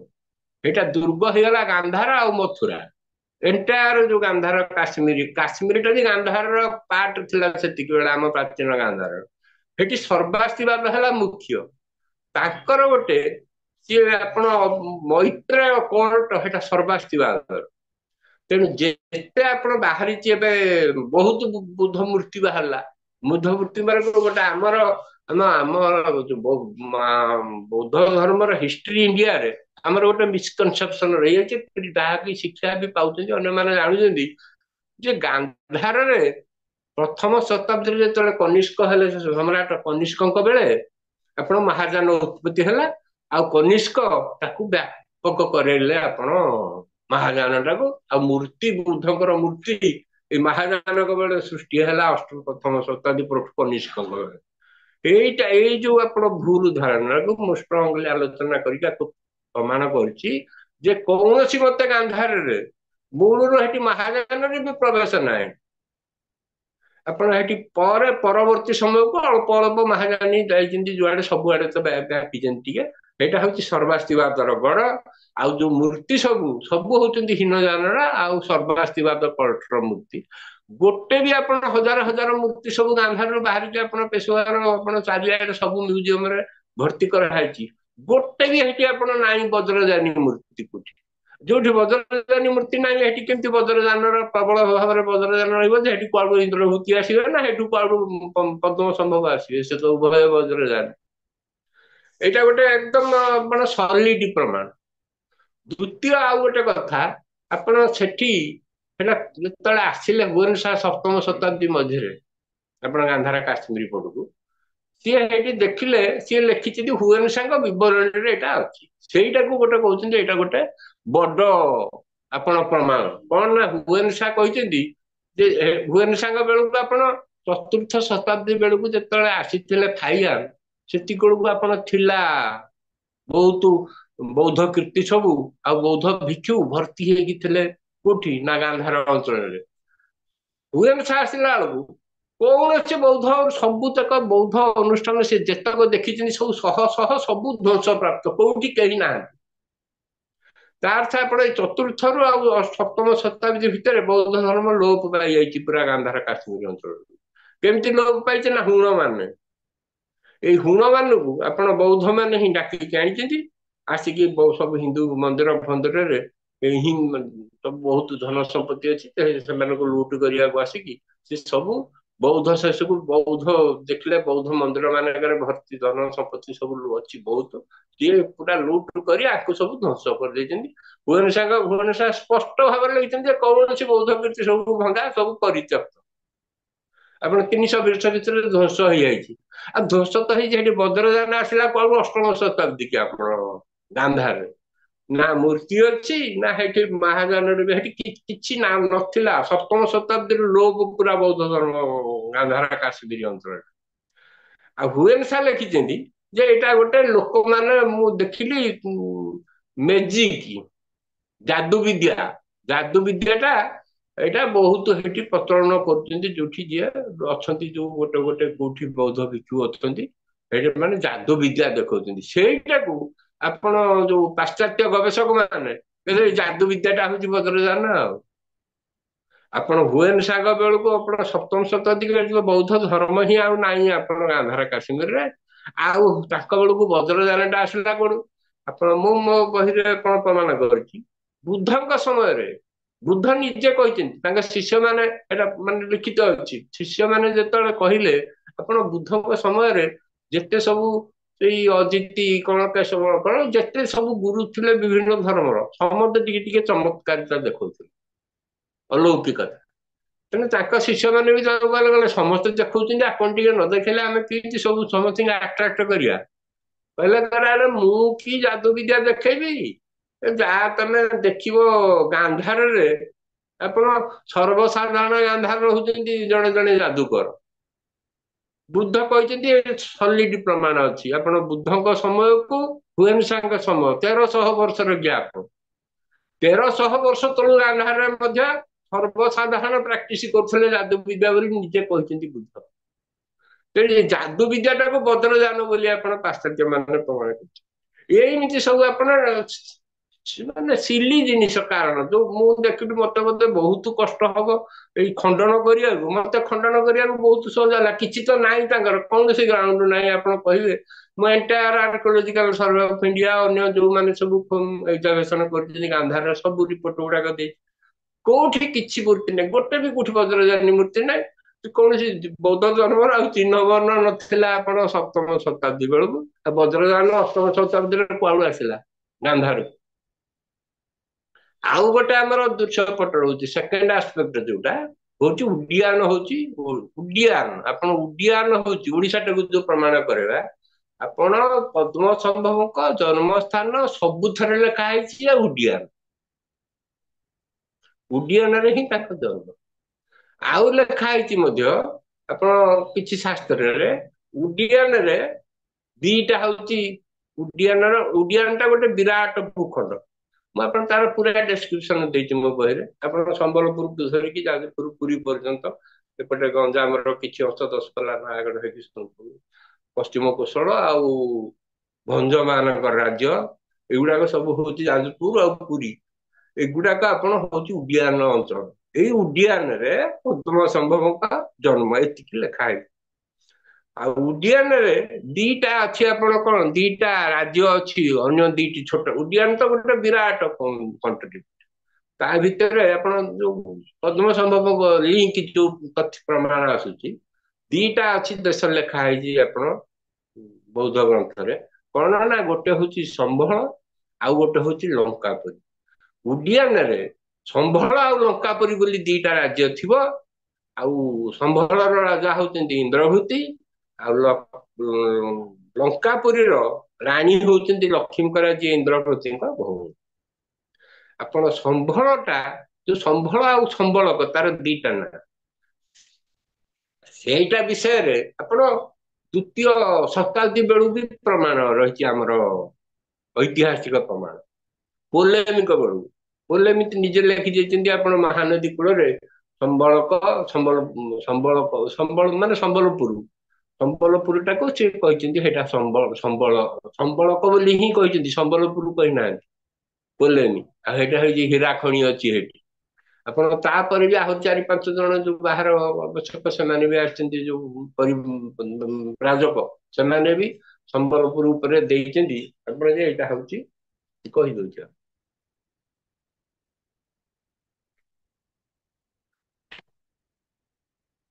ଆପଣ ବୌଦ୍ଧ ଶାସ୍ତ୍ରରେ ପ୍ରଥମେ ଅଛି, ଚନ୍ଦ୍ର ମାରିଛି ରତ୍ନ ରତ୍ନାବଳୀ ବହିରେ, ମହାନଦୀ କୂଳରେ ସମ୍ବଳ ଇନ୍ଦ୍ରଭୂତି ହଉଛନ୍ତି ରାଜା, ମହାନଦୀ କୂଳରେ। ଏଇଟା ପ୍ରଥମ, ଏଇଟା ପୁରାତନ। ତାପରେ ଆପଣ ବିଦେଶୀ ପର୍ଯ୍ୟଟକ ଭିତରେ ଟାଭରନିୟର, ମୁସ୍ତାଫା କ୍ଲାଇଭଙ୍କର, କିଟୋ ପରେ ଆସିଛନ୍ତି, ସମସ୍ତେ କହିଛନ୍ତି ସମ୍ବଲପୁରର ହୀରା ଖଣି ଅଛି। ପୋଲେମିକର ସେକେଣ୍ଡ ଶତାବ୍ଦୀର ରିପୋର୍ଟ ହଉଛି ମହାନଦୀ କୂଳ ସମ୍ବଳ ବା ସମ୍ବଳକ ହଉଛି ହୀରା ଖଣି, ଏବଂ ସମ୍ବଲପୁର ବୋଲି ହିଁ ସେ ସ୍ପେସିଫାଇ କରିଛନ୍ତି, ଏଇଟା ମହାନଦୀ କୂଳରେ। ତାପରେ ସମ୍ବଲପୁରଟା ହଉଛି ହୀରାକୁଦ। ଆଉ ତା ଆପଣ ଏଇ ସବୁ ଯୋଉ ଦି ସମ୍ବଳ ବିଷୟରେ ମୁଁ କହିନଉଛି। ସମ୍ବଳରେ ଯତୁମତି ଯୋଉ ରାଜବାଟୀ ଇନ୍ଦ୍ରଭୂତିଙ୍କର ଏଇଟା ଆଇଡେଣ୍ଟିଫାଇ ହେଇଯାଇଛି। ବୁଡିଗଲେ ମଧ୍ୟ ଏବେ ସିନା ବୁଡିଲା, ବୁଡିବା ପୂର୍ବରୁ ସେଟା ଥିଲା ଜାମଦା ଗାଁରେ ଯତୁମତି। ସେଠି ମିଳିଛି ମଧ୍ୟ ଇଟା ଫିଟା କିଛି ବାହାର କରୁଛନ୍ତି ଏମାନେ ଏବେ। ଆଉ ଧନକୋଶଲେ କହୁଛି ସମ୍ବଲପୁର ଉପକଣ୍ଠରେ ଯୋଉ ଧାନ କଉଡା ସେଠି ଗୋଟେ ବଡ ପାଟ ଅଛି। ତାପରେ ଯୋଉ ଲଙ୍କାପୁରୀ, ଆପଣ ଇଣ୍ଡିଆନରେ ଯୋଉ ଜନ୍ମ ମୁଁ କହିଲି ପଦ୍ମନାଭଙ୍କର, ଏଇଟା ତ ତାର ତଥ୍ୟଗତ ପ୍ରମାଣ। ଉଡିଆନରେ ଏଇ ଦିଟା ରାଜ୍ୟ ଥିବ, ସମ୍ବଳ ଆଉ ଲଙ୍କାପୁରୀ। ସମ୍ବଳକ ଆଉ ଲଙ୍କାପୁରୀ। ଆପଣ ସମ୍ବଳ ବିଷୟରେ ସମ୍ବଳକ ଅଛି ବୋଲି ଆପଣ ବହୁତ ପ୍ରମାଣ ଅଛି ମହାନଦୀ କୂଳରେ। ଆଉ ସେଇଟା ହଉଛି ସମ୍ବଲପୁର, ସମ୍ବଳକଟା। ଲଙ୍କାପୁରୀଟା ହଉଛି ସୋନପୁର। ସୋନପୁର ଲଙ୍କାପୁର ଆପଣ ମହାନଦୀ ମଧ୍ୟରେ ସୋନପୁରରେ ଗୋଟେ ଲୋଅର ଅଛି, ଏଠି ଲଙ୍କେଶ୍ୱରୀ ଠାକୁରାଣୀ ଅଛନ୍ତି। ଲଙ୍କେଶ୍ୱରୀ ହଉଛନ୍ତି ସୋନପୁରର ଷ୍ଟେଟ ଗଡେସ, ଷ୍ଟେଟ ଡେଟି। ତାପରେ ଦଶମ ଶତାବ୍ଦୀର ଇନସ୍କ୍ରିପସନ ଅଛି, ସୋନପୁର ଟାକୁ ଲେଖା ହେଇଛି ପଶ୍ଚିମ ଲଙ୍କା, ରଜାଙ୍କୁ ବି କୁହାଯାଇଛି ଇଏ ଲଙ୍କାର ରଜା। ତେଣୁ ଆପଣ ସେଥିରେ ଆଉ କିଛି ନାହିଁ ଆପଣ ମାନେ ସନ୍ଦେହ କରିବାରେ। ଆଉ ଆପଣ ଉଡିଆନ ବିଷୟରେ ଲେଖା ହେଲା। ଉଡିଆନ ଟା ହଉଛି ତନ୍ତ୍ର ଶାସ୍ତ୍ରରେ, ଆପଣ ଉଡିଆନ ଟା ହଉଛି ମେନ ତନ୍ତ୍ର ପୀଠ। ବୌଦ୍ଧ ତନ୍ତ୍ର, ପଦ୍ମନାଭଙ୍କ ଜନ୍ମସ୍ଥାନ। ଆଉ ବୌଦ୍ଧ ତନ୍ତ୍ରର ମେନ ଆପଣ ପୀଠ ହଉଛି ଉଡିଆନ। ଉଡିଆନ ଯୋଉ ପୀଠ, ଆପଣ ବୌଦ୍ଧ ଶାସ୍ତ୍ର ହଉ ଉଭୟ ହିନ୍ଦୁ ଶାସ୍ତ୍ର ହଉ, ଏଇଟାକୁ ଆପଣ ପାକସାମରେ ହେଲା ଉଡିଆନ ଟା ହଉଛି କ୍ରାଡଲ ଅଫ ତାନ୍ତ୍ରିକ ବୁଦ୍ଧିଜିମ୍। ଆପଣ ମୁଁ କହିଥିଲି ଆପଣ ତନ୍ତ୍ର ମହାଯାନ ଏବଂ ଉଭୟ ତନ୍ତ୍ରଯାନ ଦିଟାଙ୍କର କ୍ରାଡଲ ହଉଛି ଓଡିଶା। ତେଣୁ ଉଡିଆନ ହେଲା ସେଇଟା। ଆଉ ଫ୍ରିକୁଏଣ୍ଟଲି ମେନସନ ହଉଛି ବୁଦ୍ଧ ଆଉ ହିନ୍ଦୁ ତନ୍ତ୍ରରେ ଅଧିକାଂଶ ଯୋଉ ଆପଣ ଯୋଉ ବଜ୍ରଯାନ ଆଉ ସହଜ ଯାନର ଯୋଉ ବାଣୀକି ପ୍ରଚାର କରୁଥିଲେ 84 ସିଦ୍ଧ ମାନେ, ଆପଣ ଦେଖନ୍ତୁ 84 ସିଦ୍ଧଙ୍କ ଭିତରୁ ତାଙ୍କର ଯୋଉ ଭାଷାରେ ସେମାନେ କରୁଥିଲେ ସେଇଟା ଇଷ୍ଟର୍ଣ୍ଣ ଇଣ୍ଡିଆର ଭାଷା, ଯୋଉଟାକରେ ଦୋହା ଚର୍ଯ୍ୟାପଦ ସବୁ ଲେଖା ହେଇଛି। ଆପଣ ଆମର ଚର୍ଯ୍ୟା ଗୁଡାକ ସେଟା ସବୁ ପୂର୍ବ ଭାରତୀୟ ଭାଷା। କୌଣସି ଗୋଟିଏ ଚର୍ଯ୍ୟାପଦ ଆପଣ ନାହିଁ ଯେ ସେଟା ଗାନ୍ଧାର ଭାଷାରେ। ଆପଣ 84 ଯାକ ସିଦ୍ଧ ସମସ୍ତେ ଗୋଟେ ଭାଷାରେ କହିଲେ ସେଇ ଭାଷାଟା ହଉଛି ପୂର୍ବ ଭାରତୀୟ ଭାଷା। ତେଣୁ ଏଥିରେ କୌଣସି ସନ୍ଦେହ ନାହିଁ। ତାପରେ ମୁଁ ଏବେ ଗୋଟେ ବହି ପାଇଛି, ଆପଣ 84 ସିଦ୍ଧ ସମ୍ପୂର୍ଣ୍ଣ ଭାବରେ 84 ଯାକ ଓଡିଶାର ବୋଲି ଲେଖିଛନ୍ତି, ସେ ପ୍ରମାଣ କରିଛନ୍ତି। ତେଣୁ ସିଦ୍ଧ ମାନଙ୍କର ଯୋଉ ଭାଷା, ସେଇଟା ବି ଆପଣ ଗୋଟେ ହଉଛି ପ୍ରମାଣ। ସେଟା ହଉଛି ପୂର୍ବ ଭାରତୀୟ ଭାଷା, ସେଟା ହଉଛି ଆମର ଅପଭ୍ରଂଶ ଯୋଉ ପ୍ରାଚୀନ ଓଡିଶାର ଭାଷା। ଏଇଟା ଓଡିଶା ଖାଲି ନୁହଁ, ଓଡିଶା, ବଙ୍ଗଳା ଆଉ ମିଥିଳା ମଗଧ ଅଞ୍ଚଳର ଯୋଉଟା କହୁଛି, ଏଇ ତିନିଟାର ଭାଷା ହଉଛି ସବୁ ତକ ହଉଛନ୍ତି ପୂର୍ବ ଭାରତୀୟ। ଆପଣ 84 ଯାକ ସିଦ୍ଧ। ଯୋଉ ଚାରିଟା ତନ୍ତ୍ର ପୀଠ ରହିଲା, ସାଧନାମାଳା ଆଉ ହେବଜ୍ର ତନ୍ତ୍ର, ଦିଟା ଯାକ ହଉଛି ବଜ୍ରଯାନ ଗ୍ରନ୍ଥ। ଦିଟାକରେ ଆପଣ ଚାରିଟା ପୀଠ ହଉଛି ତନ୍ତ୍ରର ଜଳନ୍ଧର ଆଉ ଉଡିଆନ, ପୂର୍ଣ୍ଣଗିରି, କାମରୂପ। ଏଇଟା ଗୋଟାକରେ ଅଛି। ଆଉ ଗୋଟାକରେ ଅଛି କାମରୂପ, ଶ୍ରୀହଟ, ମାନେ ଶ୍ରୀହଟ ଯୋଉଟା ପୂର୍ବବଙ୍ଗରେ, ପୂର୍ଣ୍ଣଗିରି, ଉଡିଆନ। ତାର ଏଇଗୁଡାକ ଆପଣ କମନ ପ୍ରାୟ ଦିଟା ଆଗରେ। କିନ୍ତୁ ଏଥିରୁ ଉଡିଆନ ହଉଛି ମୁଖ୍ୟ ପୀଠ ବୌଦ୍ଧ ତନ୍ତ୍ରର ଆଉ ହିନ୍ଦୁ ତନ୍ତ୍ରର। ଆପଣ ହିନ୍ଦୁ ତନ୍ତ୍ରର ମେନ୍ ହଉଛି ଆମର କାଳିକା ପୁରାଣ, ଏଇଟା ନବମ ଦଶମ ଶତାବ୍ଦୀର। ଏଇଟା ପୁଣି ଲେଖା ହେଇଛି ଆପଣ ଆସାମରେ। ଏଥିରେ ବି ଚାରିଟା ପୀଠ, ଯୋଉ ଏଥିରେ ବୁଦ୍ଧ ତନ୍ତ୍ରରେ ଲେଖା ହେଲା ଏଇ ଚାରିଟା ପୀଠ। ଯୋଉ ଚାରିଟା ପୀଠ ତନ୍ତ୍ରର ମେନ୍, ଆପଣ ସେଇ ଚାରିଟା ପୀଠ ହଉଛି ହିନ୍ଦୁ ତନ୍ତ୍ରରେ ବି ମେନ୍। ଆଉ ସେଇ ଯୋଉ କାଳିକା ପୁରାଣରେ ଯୋଉ ଲେଖା ହେଇଛି ଆପଣ ଚାରିଟା ପୀଠ, ଏଟାରେ ଉଡିଆନ ଜାଗାରେ ଓଡ୍ର ଲେଖା ହେଇଛି। ଆଉ ଯୋଉ ସାଧନାମାଳା ବଜ୍ରଯାନ ବହିରେ, ସେଥିରେ ଉଡିଆନ ପାଇଁ ଦି ପ୍ରକାର ନାଁ, ଉର୍ଜ୍ଞାନ, ଓରଜ୍ଞାନ, ଓଡିଆନ, ଓଡିଭିଶ। ଆପଣ ତାରାନାଥ ତାଙ୍କ ବହିରେ ଉଭୟ ଉଡିଆନ ଆଉ ଓର ରାଜା ହଉଛନ୍ତି ଉଡିଆନର ଇନ୍ଦ୍ରଭୂତି, ଓଡିଭିଶର ରାଜା ଇନ୍ଦ୍ରଭୂତି ବୋଲି ବି ଲେଖିଛନ୍ତି। ତେଣୁ ଉଡିଆନ ଯୋଉଟା, ଓଡିଭିଶ ବି ସେଇଟା ଆପଣ ତାଙ୍କର ତାରାନାଥଙ୍କ ବହିରେ। ଏମିତି ଆପଣ ଭର୍ତ୍ତି ହେଇଛି ଏଥିରେ ହିଷ୍ଟ୍ରିରେ, ଯୋଉଟା ଆପଣ କିଛି ଆଉ ଏଥିରେ ସନ୍ଦେହ ନାହିଁ। ଯୋଉ ଓଡ୍ର, ଆପଣ ସେଥିରେ ବି ଆମର ଓଡ୍ର ହଉଛି କାଳିକା ପୁରାଣରେ ଯୋଉ ଲେଖା ହେଲା, ଏଥିରେ ଲେଖା ହେଲା ଓଡ୍ରାକ୍ଷ ପ୍ରଥମ ପୀଠ। ସେଥିରେ ବି ତାଙ୍କର ବି ହଉଛି ଉଡିଆନ। ଆପଣ ଯୋଉଟା ଓଡ୍ର ସେଇଟା ହଉଛି ଉଡିଆନ। ତେଣୁ ସେଇଟା ହଉଛି ଓଡିଶା। ଓଡିଶାଟା ହଉଛି ଆପଣ ବୌଦ୍ଧ ତନ୍ତ୍ରର ପ୍ରଥମ ପୀଠ। ଆପଣ ଯେତେ ମୁଁ ଆପଣଙ୍କୁ କହିଦେଲେଣି ବହୁତ ପ୍ରମାଣ, ଆପଣ 84 ଯାକ ସିଦ୍ଧ, ତାଙ୍କ ଭାଷା ସବୁ ଦିଗରେ ଆପଣ ଯଦି ଏକାଠି କରିଦେବେ, ଏଇ ଓଡିଶାଟା ହଉଛି ହିଁ ତାଙ୍କ ଜନ୍ମସ୍ଥାନ, ୟା ଛଡା କୌଣସି ବିକଳ୍ପ ନାହିଁ। ମୁଁ ଆପଣ ଏଇ ବିଷୟଟାକୁ ମୁଁ ପ୍ରେଜେଣ୍ଟ କରିଥିଲି ଆପଣ ଅଗଷ୍ଟ ମାସରେ। ପ୍ରଥମ କରି ଆପଣ ମୋ ବହି ହବା ପରେ, ମୋ ବହିଟା ଜାନୁଆରୀରେ ହେଲା, ଆପଣ ଯୋଉଦିନ ବହିଟା ବାହାରିଲା ସେଦିନ ରାତିରେ ମତେ ମେସେଜ ଆସିଲା, ଆପଣ ଆମେରିକାର ଯୋଉ ୱାର୍ଲଡ ବୁଦ୍ଧିଷ୍ଟ ଆସୋସିଏସନ ଡକ୍ଟର ୱାଙ୍ଗମୋ ଡିକ୍ସି, ସିଏ ମତେ ତାଙ୍କ ଆମ ବହି ଆଗରୁ ବି ବହି ପ୍ରକାଶ ପାଇବା ପୂର୍ବରୁ ତାଙ୍କ ସାଙ୍ଗରେ ମୋର ଭିଡିଓ କନଫରେନ୍ସ ହେଇଥିଲା କଥାବାର୍ତ୍ତା। ସେ କହିଲେ ତମେ ଟିକେ ପବ୍ଲିଶର ପାଖରେ ବସି ମୁଁ ତୁରନ୍ତ ଆଜି ହିଁ ଅପଲୋଡ କର ଆମାଜନରେ, ମୁଁ କେମିତି କିଣିବି। ତାପରେ ମୁଁ ଯାଇକି ବସିକି ତାର ଦିନ କରିଲି, ସେ କିଣିଲେ। କିଣିକି ମତେ ପୁଣି ସେ ମେସେଜ ଦେଲେ ତୁରନ୍ତ ବହିଟେ ଡକ୍ଟର ପନ୍ଥଜୀଙ୍କୁ ଦିଅ। ପନ୍ଥଜୀ ହଉଛନ୍ତି ପ୍ରଫେସର ରବୀନ୍ଦ୍ର ପନ୍ଥ। ସିଏ ହଉଛନ୍ତି ବର୍ତ୍ତମାନ ଯୋଉ ଜୀବିତ ଥିବା ଭାରତର ଯୋଉମାନେ ବୌଦ୍ଧ ଧର୍ମର ମୁଖ୍ୟ ଗବେଷକ, ସିଏ ହଉଛନ୍ତି ପ୍ରଧାନ ଗବେଷକ ଲୋକେଶ ଚନ୍ଦ୍ରଙ୍କ ପରେ ପ୍ରଫେସର ରବୀନ୍ଦ୍ର ପନ୍ଥ। ସିଏ ହଉଛନ୍ତି ନାଳନ୍ଦା ମହାବିହାର, ଯୋଉଟା ନାଳନ୍ଦା ବିଶ୍ୱବିଦ୍ୟାଳୟର ଦୀର୍ଘ ଦିନ ଧରିକି ଥିଲେ ସେ ବିସି। ଏବେ ରିଟାୟାର୍ଡ କରିକି ସେ ରହୁଛନ୍ତି। ଆଇବିସି ବୋଲି ଗୋଟେ ଅନୁଷ୍ଠାନ କରୁଛନ୍ତି, ଇଣ୍ଟରନ୍ୟାସନାଲ ବୁଦ୍ଧିଷ୍ଟ କନଫେଡେରେସନ। ମତେ ୱାଙ୍ଗମୋ ନିର୍ଦ୍ଦେଶ ଦେଲେ ଯେ ତାଙ୍କ ପାଖରେ ବହି ପହଞ୍ଚା, କାହିଁକି ନା ତାଙ୍କର ହଉଛି ଗଭର୍ଣ୍ଣମେଣ୍ଟ ଅଫ ଇଣ୍ଡିଆ ସାଙ୍ଗରେ ବହୁତ ସମ୍ପର୍କ। ମୁଁ ତାଙ୍କ ପାଖରେ ତୁରନ୍ତ ବହି ପହଞ୍ଚେଇଲି। ଆପଣ ସେଇ ଜାନୁଆରୀ ଲାଷ୍ଟ, ଫେବୃଆରୀରୁ ଅଗଷ୍ଟ ଭିତରେ, ଏଇ 4-6 ମାସରେ ଆପଣ ମୋ ବହିଟା ଇଣ୍ଟରନ୍ୟାସନାଲି ରିଭ୍ୟୁ କରାହେଇଛି ଏବଂ ନ୍ୟାସନାଲି ମଧ୍ୟ ରିଭ୍ୟୁ କରାହେଇଛି। ଏବଂ ରିଭ୍ୟୁ କରାହେଇ ସେ ସଫଳ ହେଇଛନ୍ତି କିଏ? ପନ୍ଥଜୀ। ଆପଣ ଅଗଷ୍ଟ ମାସରେ ministry of culture, government of ଇଣ୍ଡିଆର, ନାଳନ୍ଦା ମହାବିହାର ଆଉ ଆଇବିସି ମିଶିକିରି ଆପଣ ନାଳନ୍ଦାରେ ଗୋଟେ ଇଣ୍ଟରନ୍ୟାସନାଲ କନଫରେନ୍ସ କଲେ, life and living legacy of Guru Padmasambhava. Bharat ଇତିହାସରେ ପ୍ରଥମ ଥରକ ପାଇଁକା ପଦ୍ମ ସମ୍ଭବଙ୍କ ନାଁଟା ଅଫିସିଆଲ ପିକ୍ଚରକୁ ଆସିଲା ଏବଂ ତାଙ୍କ ଉପରେ ଆପଣ ପ୍ରଥମ କରି ହେଲା ପ୍ରାୟ 150 ପାଖାପାଖି ସବୁ ଦେଶର ଚାରିଆଡୁ ପୃଥିବୀ ଯାକର ମେନ୍ ତାଙ୍କ ଗୁରୁ ମାନେ ଆସିଥିଲେ, ଆଚାର୍ଯ୍ୟ ମାନେ ସବୁ ତିବ୍ବତାନ ବୁଦ୍ଧିଜିମର। ସେଠି ପ୍ରଥମ ପ୍ରେଜେଣ୍ଟେସନ ଥିଲା ମୋର, ଫାଷ୍ଟ ପ୍ରେଜେଣ୍ଟେସନ, ଯେ ପଦ୍ମ ସମ୍ଭବଙ୍କ ଜନ୍ମସ୍ଥାନ ହଉଛି ଓଡିଶା। ମୁଁ ତାପରେ ଏଠି କହିଲି, ଆପଣ ଆମେ ପ୍ରାୟ ସମସ୍ତେ ଯେତିକି ଆସିଥିଲେ କେହି ହେଲେ ଅସ୍ୱୀକାର କରିନାହାନ୍ତି। ସମସ୍ତେ କହିଲେ ଦେଖନ୍ତୁ ଆମ ସମସ୍ତଙ୍କୁ ଦଲାଇ ଲାମା କହିଛନ୍ତି ଯେ ଓଡିଶା ହଉଛି ଗୁରୁଜୀଙ୍କର ଜନ୍ମସ୍ଥାନ। ସେ ଯାହା କହିଥିଲେ ଆମକୁ ଏଇଠି ପରୋକ୍ଷରେ, ତାଙ୍କର ବି ଭିତର ଯୋଉ ଇନର ସ୍ରୋତ କରେକ୍ଟରେ ସେଟା ବି ତାଙ୍କର ପଚାରିଥିଲେ ଯେ ଗୁରୁଙ୍କର ହଉଛି ଜନ୍ମସ୍ଥାନ ଓଡିଶା। ତେଣୁ ଏଇଟା ଆପଣ ପ୍ରଥମ ଏଇ ଯୋଉ ଇତିହାସରେ ହେଲା, ପ୍ରଥମ ପଦ୍ମ ସମ୍ଭବ ଇସ୍ୟୁଟାକୁ ସରକାର ଗ୍ରହଣ କଲେ ଗୋଟେ ଇସ୍ୟୁ ବୋଲି, ଏଇଟା କଲେ।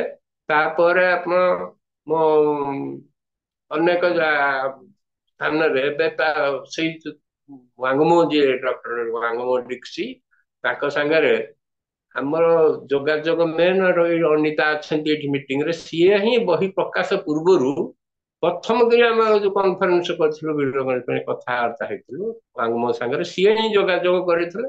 ଏଥିରେ ପ୍ରଫେସର ପନ୍ଥଜୀ ବି ଥିଲେ।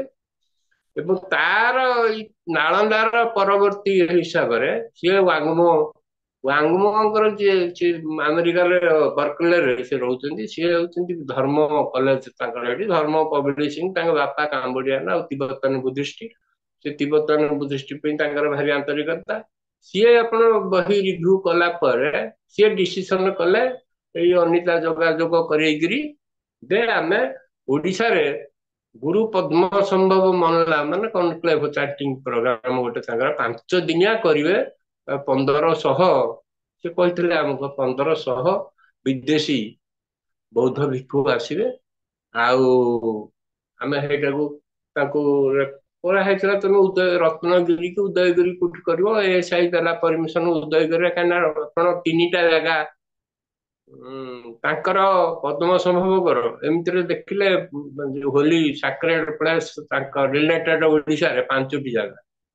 ଗୋଟେ ହଉଛି ତାଙ୍କର ଜନ୍ମଭୂମି ପଦ୍ମପୁର, ଝାରସୁଗୁଡା ଜିଲ୍ଲାରେ। ଏବେ ତାଙ୍କର ମେନ୍ ତାଙ୍କ ସ୍ଥାନ, ତାଙ୍କ ମୂଳ ସ୍ଥାନ ତାଙ୍କ, କାହିଁକିନା ସେ ସେଠି ଯୁବରାଜ ଥିଲେ, ସେଠି ରହିଛନ୍ତି 15 ବର୍ଷରୁ ଅଧିକା ଧରିକିରି ସମ୍ବଲପୁରରେ।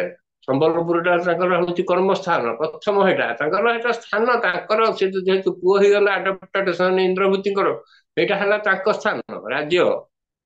ସିଏ ହଉଛନ୍ତି ଯୁବରାଜ, ଥିବା ଅବସ୍ଥାରେ ସିଏ ପଳେଇଲେ। ଆପଣ ଜନ୍ମସ୍ଥାନ, ସିମ୍ପଲ ଜନ୍ମସ୍ଥାନ ହେଲା ପଦ୍ମପୁର, ଆଉ କର୍ମସ୍ଥାନ ହେଲା ଆପଣ ସେଇଟା ପ୍ରକୃତରେ ତାଙ୍କ ନିଜ ସ୍ଥାନ ସମ୍ବଲପୁର।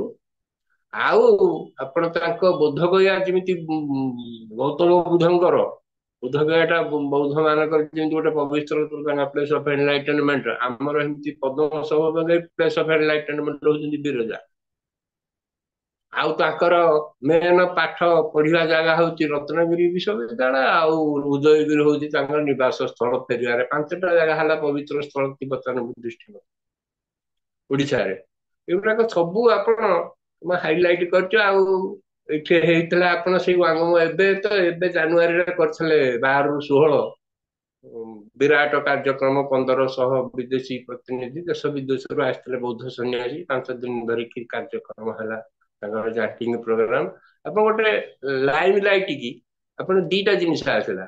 ଏକରେ ତ ଉଦୟଗିରିଟା ତାଙ୍କର ଗୋଟେ ସ୍ଥଳ, କିନ୍ତୁ ଓଡିଶାଟା ପଦ୍ମସମ୍ଭବଙ୍କର ଯେ ଭୂମି, ଏଇଟା ହଉଛି ଆପଣ ଆସିଲା ହାଇଲାଇଟ ହେଲା। ଏଇଟା ହାଇଲାଇଟ ହବା ଆରମ୍ଭ ହେଇ ସାରିଲାଣି ଆପଣ ନାଳନ୍ଦା ବେଳୁ, କାହିଁକିନା 140 ଆସିଥିଲେ ନାଳନ୍ଦାକୁ। ଆମେ ଅନିତା, ମୁଁ, ଆଉ ଡକ୍ଟର ସୁନୀଲ ପଟ୍ଟନାୟକ, ପ୍ରକାଶ ବାବୁ ଆଉ ଜଣେ ଅଛନ୍ତି, ଆମେ 4 ଜଣ କହିଥିଲେ ଡାକିବାକୁ। 4 ଜଣ ଡାକିଥିଲେ ପଞ୍ଚଜି, ହେଲା ପଞ୍ଚଜି କରଉଥିଲେ। ନାଳନ୍ଦା ୟୁନିଭରସିଟି ହଉଛି ତା ଅର୍ଗାନାଇଜ। ଆପଣ ସେଇଟା ଗୋଟେ ଆପଣ ଆଖି ଖୋଲିଦେଲା ଆପଣ ସମଗ୍ର ପୃଥିବୀର, ଯୋଉଟା କି ଆମକୁ ଏବେ ଏଷ୍ଟାବ୍ଲିଶ କରିବାକୁ ଗୋଟେ ସହଜ ହଉଛି। ଅଲରେଡି ମାନେ ବ୍ୟାପି ସାରିଲାଣି ପୃଥିବୀ ଯାକ ଯେ ପଦ୍ମସମ୍ଭବ ହଉଛନ୍ତି ଓଡିଶା। ଏଇ ଯୋଉ ଜିନିଷ ଗୁଡାକ ଆପଣ ଅଛି, ଆପଣ ଏଇଟା ଜଣେ ବ୍ୟକ୍ତିର କାର୍ଯ୍ୟ ନୁହେଁ। ଏଇଟା ହଉଛି ଆପଣ ଗୋଟେ ଓଡିଆ ଅସ୍ମିତା ଇସ୍ୟୁରେ ମୁଁ ଆକୁ ନେଇକି କଲି। ଆପଣ ଏବେ ଅସ୍ତ୍ରଟେ ମିଳିଗଲା, ସମସ୍ତ ଓଡିଶାବାସୀ ହଉଛନ୍ତି ଭାରତବାସୀ ହୁଅନ୍ତୁ, ଆପଣ ଗର୍ବ କରିବାର କଥା ପଦ୍ମସମ୍ଭବକୁ ନେଇକି ଉଭୟ। କାହିଁକି ନା ବୁଦ୍ଧ ହଉଛନ୍ତି ପ୍ରକୃତରେ ଦେଖିଲେ ସେ ନେପାଳର, ଆଉ ପଦ୍ମସମ୍ଭବ ହଉଛନ୍ତି ଖାଣ୍ଟି ଓଡିଆ।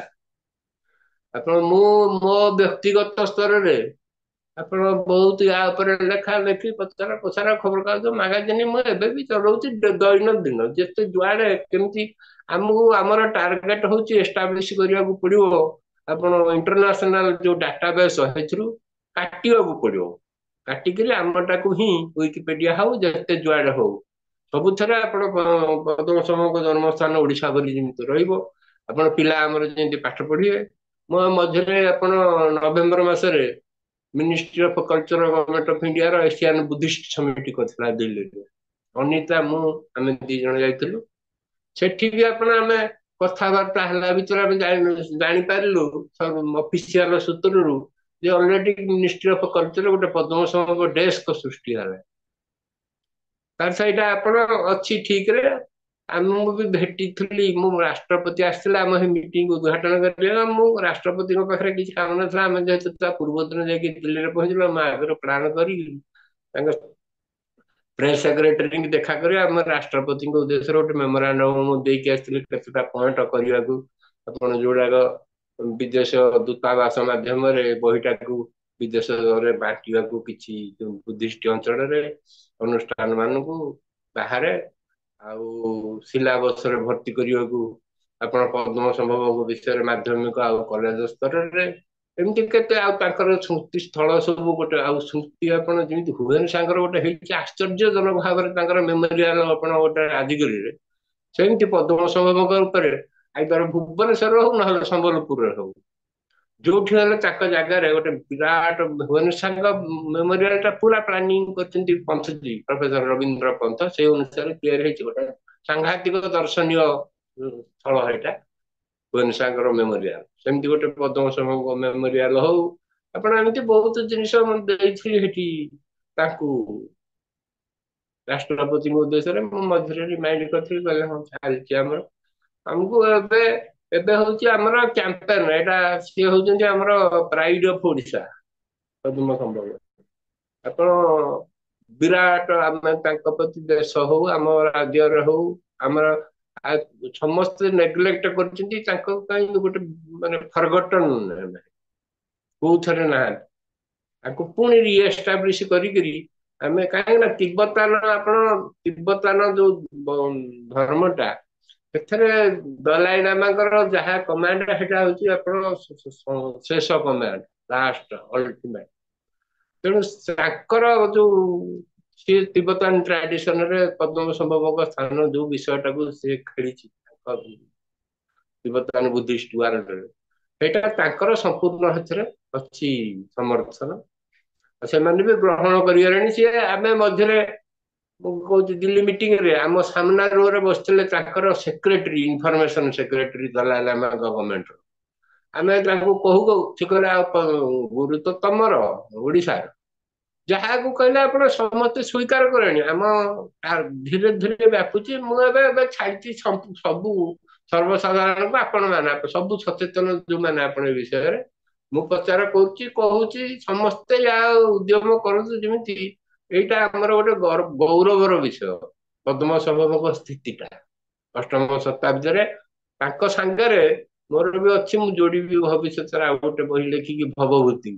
ଏକ ସମୟରେ ଦି ଜଣ ଯାକ ଗୋଟେ ଗାଁର ପୁଅ, ସିଆକୁ ବି ମଧ୍ୟପ୍ରଦେଶ ବାଲା ହାଇଜାକ କରିନେଇଛନ୍ତି। ସିଏ ଆମର ବି କିଛି ହଉନି ଭବଭୂତି। ମୁଁ ମୋ ସେକେଣ୍ଡ ଏଡିସନରେ ମୁଁ ଏଟାକୁ ତାଙ୍କ ଜନ୍ମସ୍ଥଳରେ ଦେଇଛି ଟିକେ। ଏବଂ ଏଇଟା ଏବେ ସବୁ ଲୋକଙ୍କର ଏଇଟା, ଆପଣ ଯୋଉମାନେ ସଚେତନ, ଯୋଉମାନେ ଏ ବିଷୟରେ ଓଡିଶାର ସାହିତ୍ୟ, ଇତିହାସ, ସଂସ୍କୃତି ୟା ବିଷୟରେ ସଚେତନ, ସମସ୍ତଙ୍କର ଏଇଟା ଇସ୍ୟୁ ହବା କଥା ଯେ ପଦ୍ମ ସମ୍ଭବ କିନ୍ତୁ ଆମର ମେନ୍ ଷ୍ଟ୍ରିମରେ ଏଷ୍ଟାବ୍ଲିଶ ହେବେ, ଆଉ ଇଣ୍ଟରନ୍ୟାସନାଲ ଡାଟାରେ ସବୁ ଭୁଲ ତଥ୍ୟ ଯାହା ଅଛି ସେ ଯିବ, ଆଉ ଏଇଟା ରହିବ ଏମିତି ନୂଆ ତଥ୍ୟଟା ଉପସ୍ଥାପିତ। ଏତିକି ମୁଁ ବକ୍ତବ୍ୟ ଶେଷ କରୁଛି। ଆଉ ଯଦି କଣ ପଚାରିବେ କହିବି। ସାର୍ ବହୁତ ଧନ୍ୟବାଦ। ବୌଦ୍ଧ ଧର୍ମ ବିଷୟରେ ବିସ୍ତାରିତ ଭାବରେ ଆପଣ କହିବା ସହିତ ସବୁଠାରୁ ମୁଖ୍ୟ କଥା ଯୋଉଟା ହଉଛି ଯେ ପ୍ରମାଣ, ସିଏ ଗାନ୍ଧାରର ନୁହନ୍ତି, ପଦ୍ମସମ୍ଭବ ଗାନ୍ଧାର ନୁହନ୍ତି, ଏବଂ ଓଡ଼ିଶାର ଏ ଦିଟାଙ୍କ ଆପଣ ସୁନ୍ଦର ଭାବରେ ମାନେ ମୁଁ ତ କନଭିନ୍ସ ହେଇଗଲି ଆପଣଙ୍କର ଯୋଉ ଇଏରୁ। ଦୁଇରେ ମୁଁ ମାନେ ପ୍ରଶ୍ନୋତ୍ତର ବିଭାଗକୁ ଯିବା ପୂର୍ବରୁ ମୁଁ ଯାହା ଦେଖୁଛି ଡକ୍ଟର ଅନିତା ସାବତ ସେ ଆପଣଙ୍କ ସହିତ କ୍ଲୋଜଲି ଆସୋସିଏଟେଡ୍ କାମ କରୁଛନ୍ତି, ତେଣୁ ମୁଁ ଆଜ୍ଞା। ଅନୁରୋଧ କରିବି ଡକ୍ଟର ଅନିତା ସାବତ ଆପଣଙ୍କର ମାଇକ୍ରୋଫୋନ ଆଉ କ୍ୟାମେରା ଅନ୍ କରନ୍ତୁ, ଆଉ ଆପଣଙ୍କର ମନ୍ତବ୍ୟ ପ୍ରଥମେ ଦିଅନ୍ତୁ, ତାପରେ ଆମେ ପ୍ରଶ୍ନୋତ୍ତରକୁ ଯିବା। ମୁଁ ଅନୁରୋଧ କରିବି ପ୍ରୀତାଙ୍କୁ ସେ ପ୍ରଶ୍ନୋତ୍ତର କାର୍ଯ୍ୟକ୍ରମ ପରିଚାଳନା କରିବେ, କିନ୍ତୁ ପ୍ରଥମେ ଅନିତା ଆମେ ଆପଣଙ୍କୁ ଶୁଣିବୁ। जय श्री जगन्नाथ। नमस्कार नमस्कार। प्रथमे तो बहुत बहुत धन्यवाद आपण डाकिले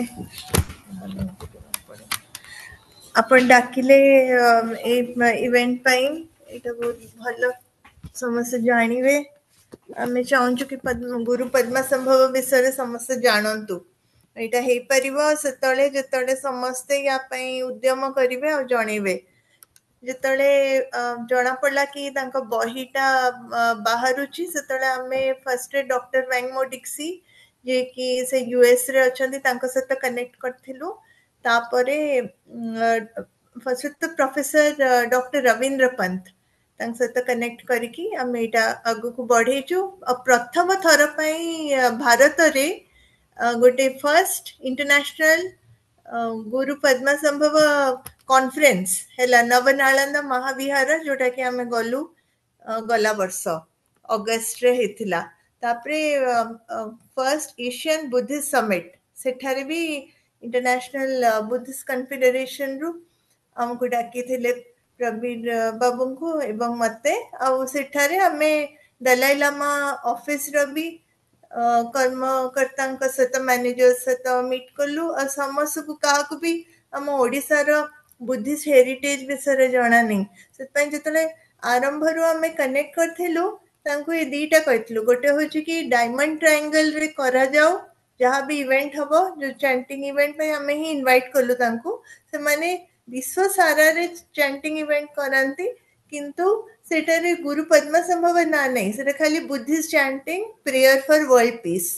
एठारे हमें गुरु पद्मा संभव ना जोड़ा जाओ हेले समस्त जानिबे। गोटे तो डायमंड ट्रायंगल रे हबो एवं गुरु पद्मा संभव ना जोड़ा हबो एवं प्रवीर बाबू बही लिखिछंती बोली समस्त जानिबे। आ यार जानिके एबे बेसी जण जानी पारछन्ते ओडिसा रो बुद्धिस्ट हेरिटेज विषय पीपल जस्ट डोंट नो आमर ही साइट गुडा वर्ल्ड मैप रे ही माने वर्ल्ड मैप तो छाड़ंतु इंडिया रो बुद्धिस्ट सर्किट रे ही हमर ओडिसा नाही ततपे 2014 रो हमें मोदी जी को रिक्वेस्ट करछो एटा को ऐड करा जाओ से महापरिनिर्वाण एक्सप्रेस बोली गोटे ट्रेन अच्छे सेटा भी हम ओडिसा को आसेनी से ये सब पे हमको समस्त को काम करिया पे हबा